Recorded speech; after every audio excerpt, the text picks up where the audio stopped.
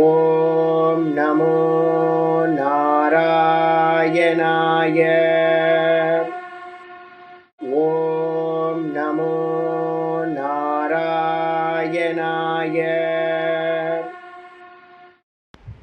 ஓம் பூர்ணமதః பூர்ணமிதம் பூர்ணாத் பூர்ணமுதச்யதே பூர்ணஸ்ய பூர்ணமாதாய பூர்ணமேவாவசிஷ்யதே. ஓம் சாந்தி சாந்தி சாந்தி. நம்ம பார்த்துட்டு இருக்கிறது விஷ்ணு சஹஸ்ரநாமத்தில் சங்கர பாஷ்யம். நேற்று பார்த்தீங்கன்னா 50வது ஸ்லோகம் பார்த்தீங்கன்னா கம்ப்ளீட் பண்ணியிருக்கோம் ஸ்லோகத்தோட ஆர்டரில். இன்னைக்கு பார்க்க வேண்டியது ஸ்லோகத்தோட ஆர்டரில் 51வது ஸ்லோகம். சங்கர பாஷ்யத்தில் பார்த்தீங்கன்னா 64வது ஸ்லோகம். இதை வாசிச்சிடலாம். தர்ம குப் தர்ம கிருத் தர்மீ தர்ம குப் தர்ம கிருத் தர்மீ சதசதக்ஷரமக்ஷரம் சதசத்ஷரமக்ஷரம் அவிஜ்ஞாதா சஹஸ்ராம்சுः விதாதா கிருதலக்ஷணः விதாதா கிருதலக்ஷணः.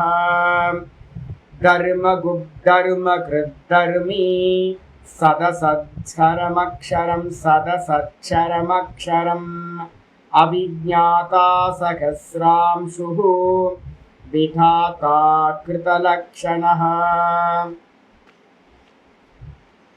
இதில் பார்த்தீங்கன்னா மொத்தம் 11 நாமாக்கள் இதில் பார்த்தீங்கன்னா சொல்லப்பட்டிருக்கு. 11 நாமாக்கள் பகவானுக்காக. இதில் பார்த்தீங்கன்னா தர்ம குப் அப்படின்றது முதல்ல தர்ம குப். தர்ம குப் தர்ம குப்புன்றதுக்கு அர்த்தம் தர்மத்தை காப்பவர். பகவான் தான் பார்த்தீங்கன்னா தர்மத்தை காப்பாத்துறதுக்காக திரும்ப திரும்ப அவதாரம் பண்றார். அப்ப தர்மத்தை காப்பவர் பார்த்தீங்கன்னா பகவான் தர்மஸ்வரூபினே அவரை நம்ம சொல்றோம். அவருக்கு பேரே தர்மம்னு பேர். தாங்கிறதுனால தர்மம் அப்படின்னு பகவானுக்கு பேரு. இந்த மொத்த ஜெகத்தையும் தாங்குறார். இந்த ஜெகத்துக்கு பார்த்தீங்கன்னா நியமங்கள் இப்படிதான் இருக்கணும்னு ஒரு ஆர்டர்ல பார்த்தீங்கன்னா இந்த உலகம் இயங்கிட்டு இருக்கு. அது யாருனாலன்னு கேட்டீங்கன்னா ஆதாரபூத்தமா பகவான் தர்மஸ்வரூபியா இருக்கிறதுனால. அப்ப அவருக்கு ஒரு கண்டிஷன் இருக்கு. என்ன அப்படின்னா தர்மத்தை காப்பாற்றணும்னு ஒரு ஸ்திதி காரியத்துல பார்த்தீங்கன்னா முக்கியமானது தர்மத்தை காப்பாத்துறது. அதனால பகவான் என்ன பண்றார், தர்மத்தை காப்பவரா திரும்ப திரும்ப அவதாரம் பண்றார். தர்ம குப் அப்படின்னு பேர். அதுக்கப்புறம் தர்ம கிருத்து அப்படின்னா என்ன அர்த்தம், உன்னை காப்பாற்றணும் அப்படின்னா எந்த ஒரு விஷயமா இருக்கட்டும், ஒருத்தர் பார்த்தீங்கன்னா தான் செய்யாம இன்னொருத்த பார்த்தீங்கன்னா சொல்லக்கூடாது, இன்னொருத்தருக்கு உபதேசிக்க கூடாது. ஒருத்தருக்கு ஒன்று உபதேசிக்கணும் அப்படின்னா அதை தான் அனுஷ்டானம் பண்ணினா தான் சொல்லணும். இது எங்கள் ஆச்சாரியர்கள் குருநாதர்கள் எல்லாம் ரொம்ப சொல்லுவாங்க. நான் சத்தியம் பேசினா மட்டும்தான் இன்னொருத்தருக்கு சத்தியம் பேசணும்னு உபதேசிக்கணும். நான் ஒன்றுக்க ஃபாலோ பண்ணாமல் அனுஷ்டானம் பண்ணாமல் ப்ராக்டிஸ் பண்ணாமல் இன்னொருத்தருக்கு உபதேசிக்க கூடாது. அப்போ பகவான் என்ன பண்ணுறார், தர்மத்தை ரட்சணம் பண்ணுறதுக்கு முதல்ல தான் என்ன பண்ணுறாரு அப்படின்னா தர்ம கிருத்து. முதல்ல பார்த்தீங்கன்னா அவர் தர்மத்தை பார்த்தீங்கன்னா அனுஷ்டானம் செய்து காட்டுகின்றார். ராம அவதாரம் எடுக்கும் போதும் கிருஷ்ண அவதாரம் எடுக்கும் போதும் தர்மத்தை அனுஷ்டானம் பண்ணி இந்த உலகத்துக்கு காட்டி இருக்கிறார். அதனால அவருக்கு பேர் தர்ம கிருத் அப்படின்னு பேர். தர்ம கிருத்துக்கு அப்புறம் பார்த்தீங்கன்னா தர்மி அப்படின்னு பேர் அவருக்கு. தர்மி அப்படின்னா என்ன அர்த்தம் அப்படின்னு கேட்டீங்கன்னா தண்டி அப்படின்னா தண்டத்தை உடையவன் தண்டி. அதே மாதிரி தர்மத்தை உடையவர் தர்மி. அப்போ இவருக்கு மேலதான் தர்மங்கள் பார்த்தீங்கன்னா பிரவிற்த்தி தர்மங்கள் நிவிற்த்தி தர்மங்கள்னு சொல்லக்கூடிய எல்லா தர்மங்களும் சாமானிய தர்மம் விசேஷ தர்மம் எல்லாம் பார்த்தீங்கன்னா பகவானுக்கு மேல இருக்கிறதுனால தண்டத்தை வச்சிருக்கவன் தண்டி. அதே மாதிரி தர்மத்தை வச்சிருக்கிறவருக்கு பேரு தர்மி அப்படின்னு ஆயிருக்கு. அதுக்கப்புறம் பார்த்தீங்கன்னா அடுத்த நாமம் சத்துன்னு பேர். பகவானுக்கு பேர் முக்கியமான நாமம். சுத்த பிரம்மத்துக்கு பார்த்தீங்கன்னா சத்துன்னு பேர் வச்சிருக்கு. அந்த சுத்த பிரம்ம தத்துவமா பகவான் எப்படி இருக்கார், சத்தத்துவமா இருக்கார், நிர்குண நிராகாரமா இருக்கும்போது. அதே அவர் பார்த்தீங்க அப்படின்னா மாயையோட சேரும்போது அநேக நாம ரூபங்கள் ஆகிறார். அசத்தா அவர் தான் இருக்கார். தங்கம் அவரு தங்கத்துக்கு மேல இருக்க கம்மலாவும் மூக்குத்தியாவும் ஒட்டியானமாவும் அதே தங்கம் தானே இருக்கு. வேற வேற ஏதாவது உள்ள வந்துச்சா? இல்ல இல்ல. அப்ப வந்து பாத்தீங்க, ஆனா என்னது, தங்கம் சத்தியம். ஆனா வந்து பாத்தீங்கன்னா கம்மல் மூக்குத்தி எல்லாம் போய். அப்ப அந்த தங்கம் தங்கமா இருக்கும்போது அதுக்கு பேரு சத்துன்னு பேரு. அதே தங்கம் வந்து பாத்தீங்கன்னா மூக்குத்தியா கம்மலா இருக்கும்போது அதுக்கு பேர் அசத்துன்னு பேரு. மாறிக்கிட்டே இருந்தா அசத்து, மாறாம இருக்கிறது சத். அப்ப தங்கம் மாறாம இருக்கு, அதனால வந்து பாத்தீங்கன்னா சத்து. ஆபரணம் மாறிக்கிட்டே இருக்கு, அதனால அதுக்கு பேர் வந்து பாத்தீங்கன்னா அசத். அதே மாதிரி ஈஸ்வரன் வந்து எப்படி இருக்கார், பகவான் வந்து பாத்தீங்கன்னா சுத்த நிர்குண நிராகாரமா அவர் தான் சத்தா இருக்கார். மாயையோடு சேர்ந்து வந்து பாத்தீங்கன்னா இந்த குளோரிஸா வந்து பாத்தீங்கன்னா இந்த உலகத்தில் இருக்கிற சர்வமா அவர் தான் இருக்கார். இதெல்லாம் நாமரூபம், இதெல்லாம் அசத். அந்த அசத்தாவும் பகவான் தான் இருக்கார், அதனால அசத். அது மட்டும் இல்ல, க்ஷரம் அப்படின்றது என்ன அப்படின்னு கேட்டீங்கன்னா நாசமாக கூடியது க்ஷரம்னு பேரு. இந்த ஜீவ ஜெகத் வந்து பாத்தீங்கன்னா க்ஷரம். இந்த ஜீவ ஜெகத்து எல்லாம் வந்து பாத்தீங்கன்னா ஒரு காலத்துல தோன்றி ஒரு காலத்துல வந்து பாத்தீங்கன்னா மறைந்து போறதா இருக்கு. அதனால அதுக்கு பேர் வந்து பாத்தீங்கன்னா க்ஷரம் அப்படின்னு பேர். அதே நேரத்துல அக்ஷரம் அப்படின்னு பகவான் தான் அக்ஷரமா இருக்கார். நாசமாகின்ற எல்லாத்திலையும் நான் நான் நான் சொல்லக்கூடிய அந்த அம்சமா இருக்கிறவர், சைத்தன்ய அம்சமா இருக்கிறார்ல, அவருக்கு பேரு அக்ஷரம் அப்படின்னு பேர். அது மட்டும் இல்லாம ஆச்சாரியர் என்ன பண்றாரு அப்படின்னா அடுத்து சொல்றார் அவிஜ்ஞாதா. அவிஜ்ஞாதா அப்படின்னா, விஜ்ஞாதா அப்படின்றவனுக்கு பேர் வந்து பாத்தீங்கன்னா விசேஷ ரூபத்துல எல்லாத்தையும் அறிபவனுக்கு பேரு விஜ்ஞாதா. விசேஷம் ஜானாதி இது விஜ்ஞாதா. விசேஷத்தை அறிபவன் யாரு, இந்த ஜீவன். நம்ம எல்லாம் அறிகிறோம்ல, எல்லாத்தையும் அறிஞ்சுக்கிட்டு இருக்கோம். ஆனா பகவான் வந்து பாத்தீங்க அப்படின்னா எப்படிப்பட்டவர் அப்படின்னா, நம்ம அறியக்கூடிய சுகதுக்க அனுபவங்கள் எதுவுமே அவருக்கு இல்லை. நம்ம அனுபவிக்கிற இந்த சம்சாரம் அவருக்கு இல்லை. அதனால அவருக்கு பேர் வந்து பாத்தீங்கன்னா அவிஜ்ஞாதா அப்படின்னு பேரு. சம்சார விஷயங்களையும் கர்த்திருத்துவ போக்திருத்துவம் முதலிய விஷயங்களையும் அறியாதவர். வெறும் இதோட எந்த சம்பந்தமும் இல்லாம இருக்கார். அசங்கோயம் புருஷகன் பேரு. இந்த புருஷன் இந்த சம்சாரத்தோட ஒரு சம்பந்தமும் இல்லாம இருக்கார். அதனால அவருக்கு பேரு அவிஜ்ஞாதான்னு பேரு. நம்மளோட சுகதுக்கெல்லாம் வந்து பாத்தீங்கன்னா அவருக்கு கொஞ்சம் கூட லேச மாத்திரம் கூட அவருக்கு சம்பந்தம் இல்லை. அது மட்டும் இல்லாம சகசிராம்சுகு அப்படின்னா என்ன அர்த்தம், இந்த சூரியனுக்குள்ளார இருந்துகிட்டு ஆயிரக்கணக்கான கதிர்கள் வழியா வந்து பாத்தீங்கன்னா இந்த லோகத்தை பிரகாசிக்கின்றார். சூரியனுக்குள்ளார இருந்துகிட்டு அவனுடைய கதிர்கள், சூரிய கதிர்கள் மூலமா இந்த லோகத்தை பிரகாசிக்கிறதுனால பகவானுக்கு பேரு சகசிராம்சுகுன்னு பேரு. 1000 கதிர்களை உடையவர். ரஷ்மி, ரஷ்மினா கதிர்கள்னு பேர். 1000 அம்சு அப்படின்னாலும் கதிர்கள்னு பேர், ரஷ்மின்னு பேர். அதுக்கப்புறம் வந்து பாத்தீங்கன்னா விதாத்தா அப்படின்னா என்ன சுவாமி அர்த்தம் அப்படின்னா பல அர்த்தங்கள் இருக்கு. விதாத்தான்றதுக்கு அர்த்தம் விசேஷ ரூபேன வந்து பாத்தீங்கன்னா எல்லாத்தையும் தாங்கிறவர் அப்படின்னு அர்த்தம். இந்த உலகத்துல இருக்கிற எல்லாத்தையும் விசேஷ ரூபமா வந்து பாத்தீங்கன்னா தாங்குகின்றார். தாரியத்தே ஜெகத்து, ஜீவபூத்த பூத்தத்துல இருந்துகிட்டு நான் நான் நான் இருந்துகிட்டு இந்த தேகத்தை தாங்கிட்டு இருக்கேன். இந்த இந்த என்னை தாங்கிறது, இப்ப ஆசனம் வச்சிருக்கேன், இந்த ஆசனத்து மேல நான் உட்கார்ந்துருக்கேன், என்னோட ஆசனம் தாங்குது. ஆசனத்தை வந்து பாத்தீங்கன்னா இந்த பூமி தாங்குது அப்படின்னு நம்ம இந்த தாங்கிறது அப்படின்னு நம்ம நிறைய சொல்லலாம். ஆனா வந்து பாத்தீங்கன்னா வாஸ்தவத்துல இந்த தேகத்தை யாரு தாங்குறா அப்படின்னு கேட்டீங்கன்னா உள்ள இருக்கிற கான்சியஸ்னஸ் தான் தாங்குது. உள்ள இருக்கிற அந்த பிராணன் தான் தாங்குது. பிராணனும் போச்சு அப்படின்னா, கான்சியஸ்னஸ் போச்சு அப்படின்னா இந்த தேகம் துவண்டு விழுந்தது. அப்ப இந்த தேகங்களை எல்லாத்தையும் தாங்கிறது எது அப்படின்னு கேட்டீங்கன்னா கான்சியஸ்னஸாவும் பிராணனாவும் இருந்துகிட்டு உணர்வா உயிரா இருக்கிறதுனால பகவானுக்கு பேரு விதாத்தா அப்படின்னு பேரு. பகவான் தான் தாங்குறாரு இங்க இருக்கிற எல்லா ஜீவர்களையும். அவர் போயிட்டாரு அப்படின்னா சிவம் சவமா போயிடும். அதனால அவருக்கு பேரு விதாத்தான்னு பேரு, தாங்கிறவர். அதுக்கப்புறம் கிருதலக்ஷணக அப்படின்றதுக்கு அர்த்தம் வந்து பாத்தீங்கன்னா அநேக நாமம் ஆச்சாரியர் சொல்றார். கிருதலக்ஷணகன்றதுக்கு அர்த்தம் வந்து பாத்தீங்கன்னா இந்த சாஸ்திரங்களை எல்லாத்தையும் செய்தவர் அப்படின்னு அர்த்தம். இந்த மொத்த சாஸ்திரத்தையும் யோ பிரம்மானம் விததாதி பூர்வம் டெய்லி நம்ம படிக்கிறோம்ல, ஸ்வேதாஸ்வதர மந்திரம் படிக்கிறோம். எவர் வந்து பாத்தீங்கன்னா இந்த மொத்த சாஸ்திரங்களையும் வந்து பாத்தீங்கன்னா பிரம்மாவை படைத்து அவருக்கு உபதேசித்தாரோ. அப்ப யாரு சுவாமி பிரம்மாவுக்கு உபதேசம் பண்ணார் அப்படின்னா அந்த சாஸ்திரத்தை யாரு பண்ணா அப்படின்னு கேட்டீங்கன்னா தானே தன்னுடைய சுவாசமா அந்த சாஸ்திரங்களை பகவான் வெளிப்படுத்தினார். அப்ப கிருத லட்சணகன்றதுக்கு அர்த்தம் லட்சணம்னா சாஸ்திரம், கிருத அப்படின்னா செய்யப்பட்டது.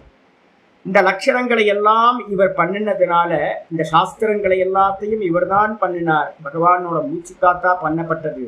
அதனால இவருக்கு பேர் கிருத லட்சணக அப்படின்னு பேர். பாஷ்யத்துக்கு வந்து ஒவ்வொன்றா பார்ப்போம். பாஷ்யத்துல ஆச்சாரியார் சொல்றாரு வந்து பாத்தீங்கன்னா தர்ம குப் அப்படின்ற. தர்ம குப்புனா என்ன சுவாமி அர்த்தம் அப்படின்னு கேட்டீங்கன்னா, தர்மத்தை வந்து பாத்தீங்கன்னா தர்மம் கோப்பயதி இதி தர்ம குப்பு. தர்மத்தை வந்து பாத்தீங்கன்னா பாதுகாக்கிறதுனால பகவானுக்கு வந்து பாத்தீங்கன்னா தர்ம குப் அப்படின்னு பேர். குப்பு கோப்பனை ரக்ஷணை அப்படின்னு அர்த்தம் தாத்து, அதுல இருந்து வந்தது. இந்த ஜெகத்தை வந்து பாத்தீங்கன்னா தர்மத்துல செல்லும்படி வந்து பாத்தீங்கன்னா பகவான் தான் செய்கின்றார். அதனால அவருக்கு பேர் வந்து பாத்தீங்கன்னா தர்ம குப் அப்படின்னு பேர். எங்க சுவாமி இருந்து இதை சொல்றீங்க அப்படின்னு கேட்டீங்கன்னா, ஆச்சாரியர் வந்து பாத்தீங்கன்னா சொல்றார், ஒரு கொட்டேஷன் கொடுக்கிறார். பகவத்கீதையில 4வது அத்தியாயம் 8வது ஸ்லோகம் நம்ம படிச்சிருக்கோம். எதுக்காக வந்து பாத்தீங்கன்னா இந்த லோகத்தை அவர் வந்து பாத்தீங்கன்னா அவதாரம் எடுக்கிறார் இந்த லோகத்துல அப்படின்னும் போது, யதா யதா ஹி தர்மஸ்ய க்லானிர்பவதி பாரத அப்யுத்தானமதர்மஸ்ய ததாத்மானம் ஸ்ருஜாம்யகம். ஜென்மத்தோட அவதாரத்தோட ரீசனை வந்து பாத்தீங்கன்னா 7வது ஸ்லோகத்துல வந்து பாத்தீங்கன்னா சொல்ற. 7வது ஸ்லோகம் 4வது அத்தியாயத்துல 7வது ஸ்லோகம் சொல்லும் போதே சொல்றார், யதா யதா ஹி தர்மஸ்ய க்லானிர்பவதி பாரத. ஏ அர்ஜுனா, எப்பெல்லாம் வந்து பாத்தீங்கன்னா தர்மத்துக்கு வந்து பாத்தீங்கன்னா கிளானினா நாசமானது உண்டாகிறதோ, எந்தெந்த சமயத்திலெல்லாம் தர்மத்துக்கு வந்து நாசம், தர்மத்துக்கு வந்து இக்கட்டான சூழ்நிலை உண்டாகுதோ, அந்த சமயத்துல அபியுத்தானம் அதர்மஸ்ய நான் என்ன பண்றேன் அப்படின்னு கேட்டீங்கன்னா, எப்ப அதர்மத்துக்கு வந்து பாத்தீங்கன்னா மேலோங்கிய தன்மை உண்டாகுதோ அப்பெல்லாம் நான் என்ன பண்றேன், ததாத்மானம் சிருஜாம்யகம் நான் என்ன பண்றேன் அப்படின்னு கேட்டீங்கன்னா அந்த அதர்மத்தை நாசம் பண்றதுக்காக நான் தோன்றுகின்றேன் அப்படின்ற. அடுத்த ஸ்லோகமே சொல்றார், பரித்ராணாய சாதுனாம் விநாசாய ச துஷ்கிருதாம் தர்ம சம்ஸ்தாபனார்த்தாய சம்பவாமி யுகே யுகே. சாதுக்களை வந்து பாத்தீங்கன்னா காப்பாத்துறதுக்காக, நல்லவங்களை வந்து பாத்தீங்கன்னா ரட்சணம் பண்றதுக்காகவும், துஷ்கிருதாம்ச விநாசாய கெட்டவங்களை எல்லாத்தையும் வந்து பாத்தீங்கன்னா அதர்மிகளா யாரெல்லாம் உலகத்துல இருக்காங்களோ அவங்கள நாசம் பண்றதுக்காகவும், தர்ம சம்ஸ்தாபனார்த்தாய தர்மத்தை வந்து பாத்தீங்கன்னா நன்றாக வந்து பாத்தீங்க அப்படின்னா எஸ்டாப்ளிஷ் பண்றதுக்காகவும், சம்பவாமி யுகே யுகே ஒவ்வொரு யுகத்திலும் வந்து பாத்தீங்கன்னா நான் தோன்றுகின்றேன். இதான் முக்கியம். 4:8. அப்ப பகவான் வந்து பாத்தீங்கன்னா அவதாரத்தோட முக்கியமான பர்பஸ் வந்து பாத்தீங்கன்னா பல யுகங்கள்ல பார்த்தோம் அப்படின்னாலும் பல கல்பங்கள்ல பார்த்தாலும் வந்து பாத்தீங்கன்னா வராக அவதாரம், இரண்யாட்சனை வந்து பாத்தீங்கன்னா கொள்றதுக்காக வராக அவதாரம், இது மாதிரி ஹிரண்ய கஷிப கொள்றதுக்காக நரசிம்ம அவதாரம், ராவணனை கொள்றதுக்காக வந்து பாத்தீங்கன்னா ராம அவதாரம், கிருஷ்ணனுக்கு வந்து பாத்தீங்கன்னா ஏகப்பட்ட அரக்கர்களை கொள்றதுக்காக ஒரு ஆளை மட்டும் இல்லை நிறைய அரக்கர்களை கொள்றதுக்காக வந்து பாத்தீங்கன்னா கிருஷ்ண அவதாரம். இது மாதிரி வந்து பாத்தீங்கன்னா ஒவ்வொரு அவதாரத்திலையும் பல அதர்மிகளை அசுரர்களை கொள்றதுக்காக அவதாரம் பண்றார். அது எதுக்காக அப்படின்னு கேட்டீங்கன்னா இந்த லோகத்தோட தர்மத்தை மரியாதை இருக்கு, அந்த மரியாதையை காப்பாற்றணுன்றதுக்காக. அதனால ஆச்சாரியர் வந்து பாத்தீங்கன்னா சொல்லி முடிச்சார். கொட்டேஷன் வந்து பாத்தீங்கன்னா கீதால இருந்து, இது பகவத் வச்சனா. இந்த விதமா கீதையில பகவானோட வச்சனம் இருக்கு. அதனால பகவான் தர்மத்தை காப்பவர் யாரோ அவர் தர்ம குப் அப்படின்னு பேரு. தர்ம குப், தர்ம குப். இதுக்கு அடுத்தது வந்து பாத்தீங்கன்னா 476வது நாமம் தர்ம கிருத் அப்படின்னு பேர். தர்ம கிருத்துனா என்ன சுவாமி? தர்மத்தை அனுஷ்டானம் பண்றவர். ஒரு வாட்டி வந்து பாத்தீங்கன்னா கிருஷ்ணருக்கு மேல வந்து பாத்தீங்கன்னா நாரதருக்கு வந்து பாத்தீங்கன்னா ஒரு டவுட் வந்துச்சு. இவரு 16,000 கோபிகைகளோட இருக்காரு, குடும்பஸ்தனா இருக்காரு, கிரகஸ்தனா இருக்காரு, எப்படி தன்னுடைய தர்மத்தை வந்து பாத்தீங்கன்னா பண்ணுவார் அப்படின்னு பாக்குறாரு. பார்த்தா எல்லா வீட்லயும் வந்து பாத்தீங்கன்னா ஒவ்வொரு கோபிகைகள் கூடயும் ஒவ்வொரு கிருஷ்ணர். ஒரே ஆள் 16,000 ரூபம் எடுத்துக்கிட்டு என்ன பண்ணாரா, அந்தந்த சந்தியாவந்தன காலத்திலையும், உபாசனம் பண்ணக்கூடிய காலத்திலையும், அக்னிஹோத்திரம் பண்ணக்கூடிய காலத்திலையும் பதிபத்தினியா இருந்து வந்து பார்த்தீங்கன்னா அந்த அனுஷ்டானத்தை பண்ணிக்கிட்டே இருந்தாங்க. அவர் பார்த்து ரொம்ப ஆச்சரியப்பட்டு போறார் நாரதர். ஆஹா, தன்னோட தர்மத்தை அவர் வந்து என்னைக்கும் வந்து பார்த்தீங்கன்னா விட்டே கொடுக்காதவர் அப்படின்னு. அப்ப தர்மத்தை வந்து காக்கிறது தான் வந்து பார்த்தீங்கன்னா முக்கியமானதுக்கு. அதுக்கு என்ன பண்ணணும்? தர்மத்தை அனுஷ்டானம் பண்ணணும். ஆச்சாரியர் சொல்ற தர்மகிருத்துக்கு அர்த்தம் தர்ம அதர்ம விஹீனே அபி. வாஸ்தவத்துல பகவானுக்கு பாத்தீங்கன்னா தர்மமும் இல்லை அதர்மமும் இல்லை, ரெண்டுத்தையும் கடந்தவரா இருக்கார். நான் சொல்லியிருக்கேன்ல, கட்டோபனிஷத்து மந்திரம் இருக்கு, முக்கியமான மந்திரம். நச்சிகேத சொல்றா, அந்யத்திர தர்மாத் அந்யத்திர அதர்மாத் அந்யத்திர கிருதா கிருதா அந்யத்திர பூதாச்ச பவ்யாச்ச யத் பஷ்யசி தத்வத. அதனை சொல்வாயாக, எதனை நீ பார்க்கிறாயோ தத்வத, அதை சொல்வாயாக. என்ன கேட்கிறான்? தர்மத்துக்கு வேறானதாக, அதர்மத்துக்கு வேறானதாக, காரியத்துக்கு வேறானதாக, காரணத்திற்கு வேறானதாக, கடந்ததற்கு வேறானதாக, எதிர்காலத்திற்கு வேறானதாக எது இருக்கின்றதோ அதனை எனக்கு சொல்வாயாக. அப்ப அந்த பிரம்ம தத்துவம் ஆத்ம தத்துவம் எப்படிப்பட்டது? பியூர் கான்சியஸ்னஸ், சச்சிதானந்தம் பாத்தீங்கன்னா தர்ம அதர்மத்தை தாண்டியதாக இருக்கிறது. தர்ம அதர்மம்ன்றது பாத்தீங்க அப்படின்னா மாயினால உண்டான கிரியேஷனுக்குள்ளதான் தர்மமும் அதர்மமும் இருக்கு. இதுக்கு அப்பாற்பட்டவரா பகவான் இருக்கார். அதனாலதான் ஆச்சாரியர் பாஷ்யம் பண்ணும்போது சொல்றார், தர்ம அதர்ம விஹீனோ அபி, தர்மத்தும் அதர்மமும் இல்லாதவராயிருந்தாலும் கூட பகவானுக்கு தர்மமும் இல்லை அதர்மமும் இல்லை.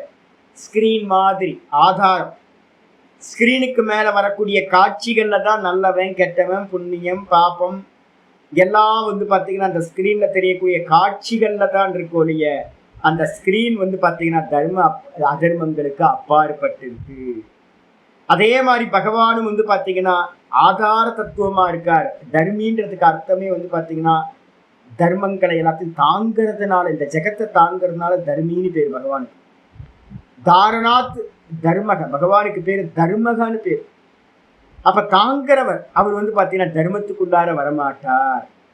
அப்படி இருந்தாலும் கூட பாத்தீங்கன்னா அபி விஹினோ அபி தர்ம மரியாத சம்ஸ்தாபனார்த்தம், தர்மத்தோட மரியாதைன்னு ஒண்ணு இருக்கு. அந்த மரியாதையை காப்பதற்காக, தர்மத்தோட மரியாதை அப்படின்னா அது பாத்தீங்கன்னா ஒரு ஒழுக்கத்தோட போயிட்டு இருக்கிறது, இப்படிதான் இருக்கணும் அப்படின்னு.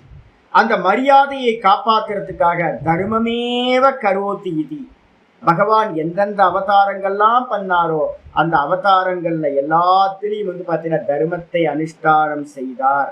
அதனால அவருக்கு பேர் பாத்தீங்கன்னா தர்ம கிருத்துன்னு பேரு, தர்மத்தை அனுஷ்டானம் செய்தவர். எப்போ? ஈஸ்வர பாவத்துல மாயையோட சேர்ந்து அவதாரம் பண்ணும் போதெல்லாம்.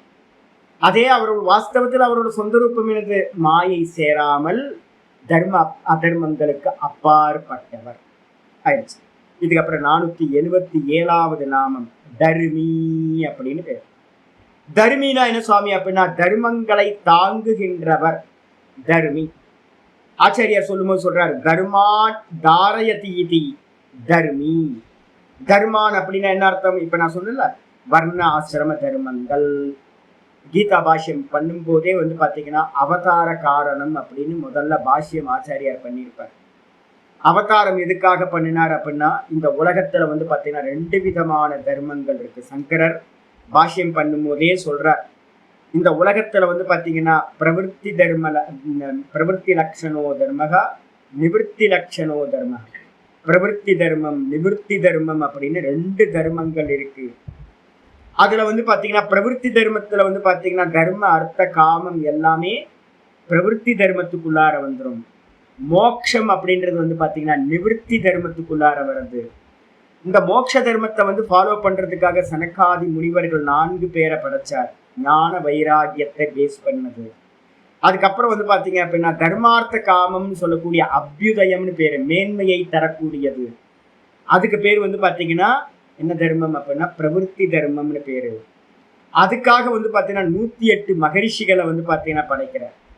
படைச்சு ஒவ்வொருத்தருக்குள்ளாரையும் தானே பிரவேசம் பண்ணி என்ன பண்ணார் அப்படின்னா பிருகு மகரிஷியாவும் இதாவும் எல்லா ரூபத்திலேயும் அவரே உள்ள பிரவேசம் பண்ணி அந்த தர்மத்தை எல்லாத்தையும் அனுஷ்டானம் பண்ணி இந்த உலகத்தை பாத்தீங்கன்னா தாங்குறார். வர்ணாசிரம தர்மங்கள், அதுக்கப்புறம் பொதுவா சொன்னீங்க அப்படின்னா சாமானிய தர்மம், அதுக்கப்புறம் விசேஷ தர்மம். இதை எல்லாத்தையும் பாத்தீங்கன்னா தாங்கிறவர் எவரோ அதனால அவருக்கு பேரு தர்மி அப்படின்னு பேரு. தர்மான் தாரயதி இதி தர்மி, தர்மங்களை தாங்குவதால் பகவானுக்கு பேரு தர்மி அப்படின்னு பேரு. 478வது நாமம் சத்துன்னு பேர். ரொம்ப அற்புதமான நாமம் சத். இந்த சத்துன்றது வந்து பாத்தீங்கன்னா என்ன சுவாமி அப்படின்னா, பகவானுக்கு லட்சணம் சொல்லும் போது நிர்குண நிராகாரம். இந்த தர்மின்னு வந்துருச்சுன்னா என்ன வந்துடும் உங்களுக்கு? ஈஸ்வரன் வந்துடும். ஈஸ்வரன் தர்மத்தை காப்பாத்துறதுக்காக வந்துடும். அதே நேரத்தில் சத்துன்னு எடுத்துக்கிட்டீங்கன்னா என்ன வந்துடும்? பியூர் கான்சியஸ்னஸ், மாயையோட சேராத சச்சிதானந்த சுரூபம். அதுல சத்து சித்த ஆனந்தம் நம்ம சொல்றோமே, வாஸ்தவத்துல சத்து சித்த ஆனந்தம் எல்லாம் 3 டைமென்ஷன் தான். தைத்திரியம் இது முடிஞ்சோன்னா உங்களுக்கு தைத்திரியம் ஆரம்பிப்பேன். தைத்திரியத்துல வந்து பாத்தீங்க அப்படின்னா ஒரு பெரிய விசாரம் இருக்கு, சச்சிதானந்தத்தை பத்தி பெரிய விசாரம் இருக்கு. அப்ப அந்த சச்சிதானந்தத்துல வந்து பாத்தீங்கன்னா தனித்தனி லட்சணமா அப்படின்னு கேட்டீங்கன்னா தனித்தனி லட்சணம்லாம் இல்லப்பா. சத்துன்றது தனி, சித்துன்றது தனி அப்படின்லாம் எதுவுமே இல்லை. அப்ப என்ன அர்த்தம் அப்படின்னு கேட்டீங்கன்னா, ஒரே ஒரு தத்துவத்தோட 3 டைமென்ஷன். என்ன தத்துவம் அப்படின்னு கேட்டீங்கன்னா, சத்து தான் சித்து, சித்து தான் அனந்தம், ஆனந்தம். ஆனந்தத்தை சொல்லுவோம்ல, சில பேர் அனந்தம் சொல்லுவாங்க, சில பேர் ஆனந்தம். சச்சித் ஆனந்தம் சொல்றவங்க இருக்காங்க. சச்சித் அனந்தம் வாஸ்தவத்துல. அனந்தம்ன்றதுக்கு அர்த்தம் அன்லிமிட். அன்லிமிட் தான் ஆனந்தம். அதனால வந்து பாத்தீங்கன்னா அனந்தம்னு சொல்லலாம், இல்லைன்னா ஆனந்தம் சொல்லலாம். ஆனா வாஸ்தவத்துல சத்து தான் சித்து, சித்து தான் அனந்தம், ஆனந்தம். அப்ப வந்து பாத்தீங்கன்னா பகவானுக்கு சத்துன்றது லட்சணம். கட்டோபனிஷத்துல வந்து பாத்தீங்க அப்படின்னா ஒரு முக்கியமான மந்திரம் வந்து பாத்தீங்கன்னா 6வது வள்ளி 13வது மந்திரம் இருக்கு. அஸ்தியேவ உபலப்தவ்யா. ஒரு முக்கியமான ஹைலைட் பண்ணிக்க வேண்டிய விஷயம். அனுபூதி எப்படி சுவாமி இருக்கணும்? அனுபூதின்றது வந்து பாத்தீங்கன்னா நமக்கெல்லாம் டவுட் வரும் இல்ல, அனுபூதி எப்படி இருக்கணும் அப்படின்னா, பகவான் எப்படி இருக்கார் அப்படின்னா வெறும் இருப்பா இருக்கார். எக்ஸிஸ்டன்ஸ் தான் அவரோட. அஸ்தியேவ உபலப்தவ்யா. பகவானை வந்து பாத்தீங்கன்னா எப்படி அறியணும் அப்படின்னா இருக்கார், இவ்வளவுதான். நீங்க கிருஷ்ணரா இருக்கார், ராமரா இருக்காருன்னு சொல்லிட்டீங்க அப்படின்னா அது அபரம்பாவம், மாயையோட சேர்ந்து நாமரூபத்தோட சேர்ந்தாவே கீழானதாயிடுது. அதே நேரத்துல பரம்பாவம் என்ன அப்படின்னு கேட்டீங்கன்னா, பகவானோட பரம்பாவம் வெறும் இருப்பு மட்டும்தான். அந்த சத்துன்னு சொல்லலாம். அந்த சத்தை தான் வெளியில நம்ம என்ன பண்ணிட்டு இருக்கோம்? இருக்கு இருக்கு இருக்குன்னு எல்லா வஸ்துக்களுக்கும் கீழே வந்து சொல்றேன். இது புஸ்தகமா இருக்கு, இது டேபிளட்டா மானிட்டரா இருக்கு, இது டேபிளா இருக்கு அப்படின்னு நான் பரமஹம்சானந்தாவா இருக்கேன் அப்படின்னு இது இருக்கிறது, இது இருக்கிறது, இது இருக்கிறதுன்னு சொல்றோம் பாத்தீங்களா? அந்த இது அப்படின்றதும் இருக்கிறது இருக்கிறதுன்னு ஒவ்வொரு வஸ்துவோட சொல்றோமே, அதுதான் பகவான். சத்துன்றது என்ன அப்படின்னா இருக்கிறதுன்னு நம்ம எதெல்லாம் சொல்றோம். இந்த உலகத்துல ஒரு சின்ன வஸ்து எடுத்தாலும் அணு இருக்கிறது, அணுவையும் என்ன பண்றோம்? இருக்கிறதுன்னு தான் சொல்றோம். ஒன்னும் இல்லாம இருக்கு, அங்க ஏதாவது இருக்கா? ஒன்னும் இல்லாம இருக்குச்சு, சூன்யமா இருக்கு, அங்கேயும் சூன்யமா இருக்குன்னு தான் சொல்றோம். அப்ப அந்த இருக்க வந்து பாத்தீங்கன்னா இந்த உலகத்துல வந்து நீக்கவே முடியாத தத்துவம், சர்வ வியாபகமா இருக்கிறது, எல்லா வஸ்துக்களோட பேஸா இருக்கிறது, அந்த இருப்பா இருக்கிறது. பகவானை இப்படிதான் அறிய வேண்டும். முதல்ல வெளியில வந்து இப்ப நான் சொல்றேன் பாத்தீங்களா, பகவானை இருப்பா அறியணும் அப்படின்னு. இத வந்து பாத்தீங்கன்னா உள்ளுக்குள்ளார நல்லா சிரவணம் பண்ணி மனனம் பண்ணி அனுபூதி ஆகும் போது அது எப்படி இருக்கும் சுவாமி அப்படின்னா, தத்துவபாவேன சோபயோகோ, அதுதான் எனக்குள்ளார இருக்கிறேனா இருக்கு அப்படின்னு அறியறது. வெளியில எதெல்லாம் இருக்கு இருக்குன்னு நான் சொல்லிட்டு இருக்கணும், அது இருக்கு இது இருக்கு அப்படின்னு, அதுதான் என்னோட பர்சனல்ல வரும்போது, இந்த தேகத்துல சொல்லும் போது நான் பரமஹம்சானந்தாவாக இருக்கிறேன். வெளியில இது மலையாக இருக்கிறது நான் சொல்றேன், இது மலையா இருக்கு, அருணாச்சல பர்வதமா இது இருக்கு, இது அருணாச்சல பர்வதமா இருக்கு. அப்ப இது இருக்கு, நடுவுல அருணாச்சல பர்வதம். இது வந்து பாத்தீங்கன்னா டேபிளா இருக்கு, இது புஸ்தகமா இருக்கு. அப்ப எது மாறிக்கிட்டு இருக்கு? இது இருக்கிறது மாறாம இருக்கு. நடுவுல பர்வதம் போச்சு, டேபிள் வந்துச்சு, டேபிள் போச்சு, புஸ்தகம் வந்துச்சு, புஸ்தகம் போச்சு, வீடு வந்துச்சு. அநேக உலகத்துல இருக்கிற எல்லா வஸ்துக்களும் வந்து போகும். இது இருக்கிறது அப்படியே இருக்கு. இது மாதிரி ஒருத்தர் சொல்லி கொடுத்ததுக்கு பிறகு அது அப்படியே இங்க நம்ம தேகத்துல வந்துச்சுன்னா நம்ம எல்லாம் சொல்றோமே, நான் பரமஹம்சானந்தாவா இருக்கேன், நான் சுந்தரவல்லியா இருக்கேன், நான் சுவாமிநாதனா இருக்கேன், நான் சாவித்திரியா இருக்கேன், நான் வந்து கீதாவா இருக்கேன், நான் வந்து பார்த்தீங்க அப்படின்னா சினியா இருக்கேன், நான் சதானந்தமா இருக்கேன், நான் சாந்தகுமாரியா இருக்கேன் அப்படின்னு எல்லாம் சொல்றோம். ஆண் பெண் பேதம் இல்லாம என்ன பண்றோம், நான் இருக்கிறேன், நான் இருக்கிறேன். நடுவுல இருக்கிற பேரு மட்டும் என்ன ஆயிட்டு இருக்கு, மாறிக்கிட்டே இருக்கு. அப்ப வந்து பாத்தீங்கன்னா மாறிக்கிட்டு இருக்கிறது வாஸ்தவம் இல்லை, நான் இருக்கிறேன். இதுக்கு என்ன பேருனா தத்துவ பாவம் அப்படின்னு.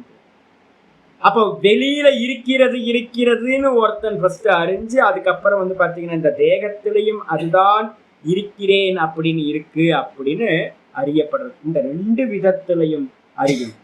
அஸ்தித்யேவ உபலப்தஸ்ய தத்துவபாவகா பிரசீததி.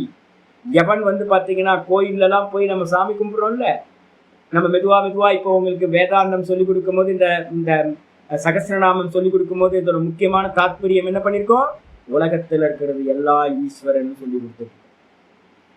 நான் பார்க்கறதெல்லாம் வந்து பாத்தீங்கன்னா இது ஈஸ்வரன், இது ஈஸ்வரன், இது ஈஸ்வரன், இது ஈஸ்வரன், இது ஈஸ்வரன் அப்படின்னு எல்லாத்தையும் இந்த சகஸ்ரநாமத்தோட தாத்பரியம் இதுதான். விபூதி யோகம் 10வது அத்தியாயத்திலையும் 11வது அத்தியாயத்திலையும் ஈஸ்வர தத்துவம் என்ன சொல்லப்படுது அப்படின்னா, ஈஸ்வரன் எங்க இருக்கார், சர்வமாய் இருக்கார். இதுதான் தாத்பரியம். அப்ப எல்லாத்திலையும் ஒருத்தன் ஈஸ்வரனை பார்த்து அவர் இருப்பா இருக்கார், நாமரூபம் பொய், நாமரூபத்துக்கு உள்ளார் அவர் இருப்பா இருக்கார் அப்படின்னு ஒருத்தன் பார்த்து அபியாசம் பண்றான் அப்படின்னா அவனுக்கு வந்து பாத்தீங்கன்னா என்ன கிடைக்குது, அந்த உள்ள இருக்கிற பரமாத்மா என்ன பண்றார் தெரியுங்களா, அஸ்தித்யேவ உபலப்தஸ்ய.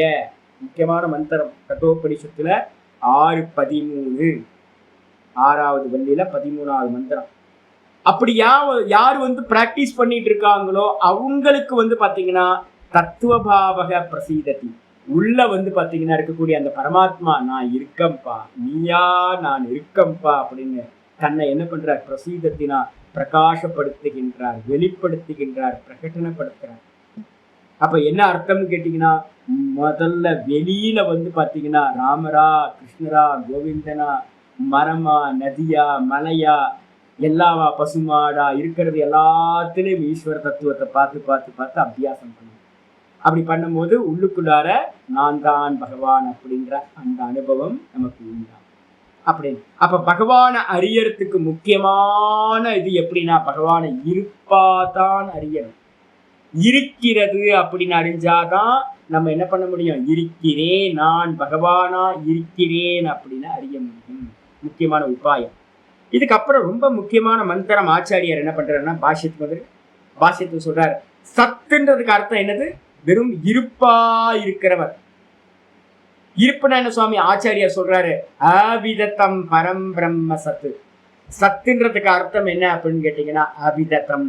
விதத்தம்னா பொய், அவிதத்தம் அப்படின்னா ஆ போட்டீங்கன்னா என்னது நெகட்டிவ் ஆயிடும். சத்தியம், பொய்க்கு எதிரானது சத்தியம். விதத்தம்னா பொய். விதத்தத்துக்கு ஆப்போசிட் வந்து பாத்தீங்கன்னா அவிதத்தம், அவிதத்தம். அவிதத்தம் அப்படின்னா சத்தியம். எது சுவாமி சத்தியம் அப்படின்னு கேட்டீங்கன்னா, முக்கியமான லட்சணம் வந்து பாத்தீங்கன்னா 3 காலத்திலும் எது வந்து போகாமல் இருக்கிறதோ அது சத்தியம். லட்சணம் சொல்லும் போதே, தத்துவ போதம் ஆரம்பிக்கும் போதே வந்து பாத்தீங்கன்னா வேதாந்தத்துல ஒரு லட்சணம் சொல்லுவோம். சத்துனா என்ன சுவாமி அப்படின்னு கேட்டீங்கன்னா, திரிகால அபாதித்வம். சத் ஒரே லட்சணம் தான். திரிகால அபாதித்வம் சத் ஒரு லட்சணம் இருக்கு. திரிகாலம் அப்படின்னா என்ன அர்த்தம், ஜாகிரத, சொப்பன, சுஷுப்தி. இந்த 3 காலத்திலும் வந்து பாத்தீங்கன்னா எது வந்து பாத்தீங்கன்னா மாறாமல் இருக்கிறதோ, எது தொடர்ந்து இருக்கின்றதோ சததம் அப்படின்னு பேர். ஆத்மாக்கு பேர் இன்னைக்கு காலில் கூட நான் உங்களுக்கு சொன்னேன், பகவத்கீதை கிளாஸ்ல சொன்னேன். ஆத்மான்றது வந்து பாத்தீங்கன்னா அக சாதத்திய கமனியே அப்படின்னு ஒரு தாத்துல இருந்து பண்ணப்படுது. தொடர்ந்து இருப்பது, ஜாகிரத, சொப்பன, சுசுப்தி 3த்திலையும் எது தொடர்ந்து இருக்கிறதோ அது ஆத்மா. அதுதான் சத்துக்கும் லட்சணம். அதுதான் சத்துதான் ஆத்மா. நான் நேற்று கத்திரிக்காய் சாம்பார் நேற்று மத்தியானம் சாப்பிட்டேன். நேற்று ராத்திரி சொப்பனத்துல வந்து பாத்தீங்கன்னா ஹரித்வார்ல கங்கா ஸ்நானம் பண்ணினேன். நான் தூக்கத்துல நல்லா டீப் ஸ்லீப்ல சுகமா தூங்கினேன். இன்னைக்கு காலையில எந்திரிச்சு நான் பகவத்கீதா கிளாஸ் பண்ணினேன். அதுக்கப்புறம் வந்து யோக சூத்திரம் கிளாஸ் சொல்லி கொடுத்தேன். இப்ப வந்து விஷ்ணு சகஸ்ரநாமம் கிளாஸ் சொல்லி கொடுத்துட்டு இருக்கேன். அப்ப இதுல எல்லாத்துலயும் எது வந்து பாத்தீங்கன்னா மாறாம இருக்கு அப்படின்னு கேட்டீங்கன்னா, இந்த நான் நான் நான் சொல்றது வந்து மாறாம இருக்கு. இந்த நானுக்கு பேரு தான் என்ன பேரு அப்படின்னா சத் அப்படின்னு பேரு. ஆயிடுச்சா? ஆச்சாரியர் சொல்றாரு, அவிதிதம் அப்படின்னா என்ன அர்த்தம்? பொய்யில்லாதது, சத்தியமானது, 3 காலத்திலும் இருப்பது. விதத்தம் அப்படின்னா வந்து போறதெல்லாம் விதத்தம். ஜாகிரதத்துல நம்ம பாக்குறதெல்லாம் சொப்பனத்துல இல்ல. சொப்பனத்துல இருக்கிறதெல்லாம் வந்து பாத்தீங்கன்னா சுசுப்தியில இல்ல. அப்ப இந்த ஜாகிரத பிரபஞ்சம், இந்த தேகம் நம்ம சொல்லிட்டு இருக்குமே, அபிமானம் வச்சிருக்கமே, இந்த தேகமும் இந்த ஜெகத்தும் வந்து பாத்தீங்கன்னா ஜாகிரதத்துல இருக்கிறது பொய், வந்து போகுது. ஒரு காலத்துல வருது, மற்ற 2 காலத்துல இல்ல. சொப்பனத்திலையும் இல்ல, அதே நேரத்துல சுசுப்தியிலையும் இல்லை. சொப்பனத்துல பார்க்கிறது அங்க ஒரு கேரக்டர், அங்க ஒரு லோகம் பார்க்கணும், அதுவும் ஜாகிரதத்துல இல்ல, சுசுப்தியில இல்ல. அப்ப அதுவும் பொய், வந்து போகுது. அப்புறம் டீப் ஸ்லீப்ல இருக்கிறது ஒன்னும் தெரியல, நம்ம சொல்றோமே சுகமா தூங்குனா ஒன்னும் தெரியல, அந்த ஒன்னும் தெரியலன்றது இப்ப தெரியுது எல்லாம். அப்ப இப்ப தெரியுது. அப்ப வந்து பாத்தீங்கன்னா ஒன்னும் தெரியலன்றது அந்த டீப் ஸ்லீப்ல மட்டும்தான் இருக்கு. அப்ப என்ன அர்த்தம்னு கேட்டீங்கன்னா, அந்த தூக்கமும் கூட வந்து போறதா இருக்கு. அப்ப என்ன அர்த்தம்? இந்த 3 அவஸ்தைகளும் பொய்யானது, விதத்தம் அப்படின்னு பேரு.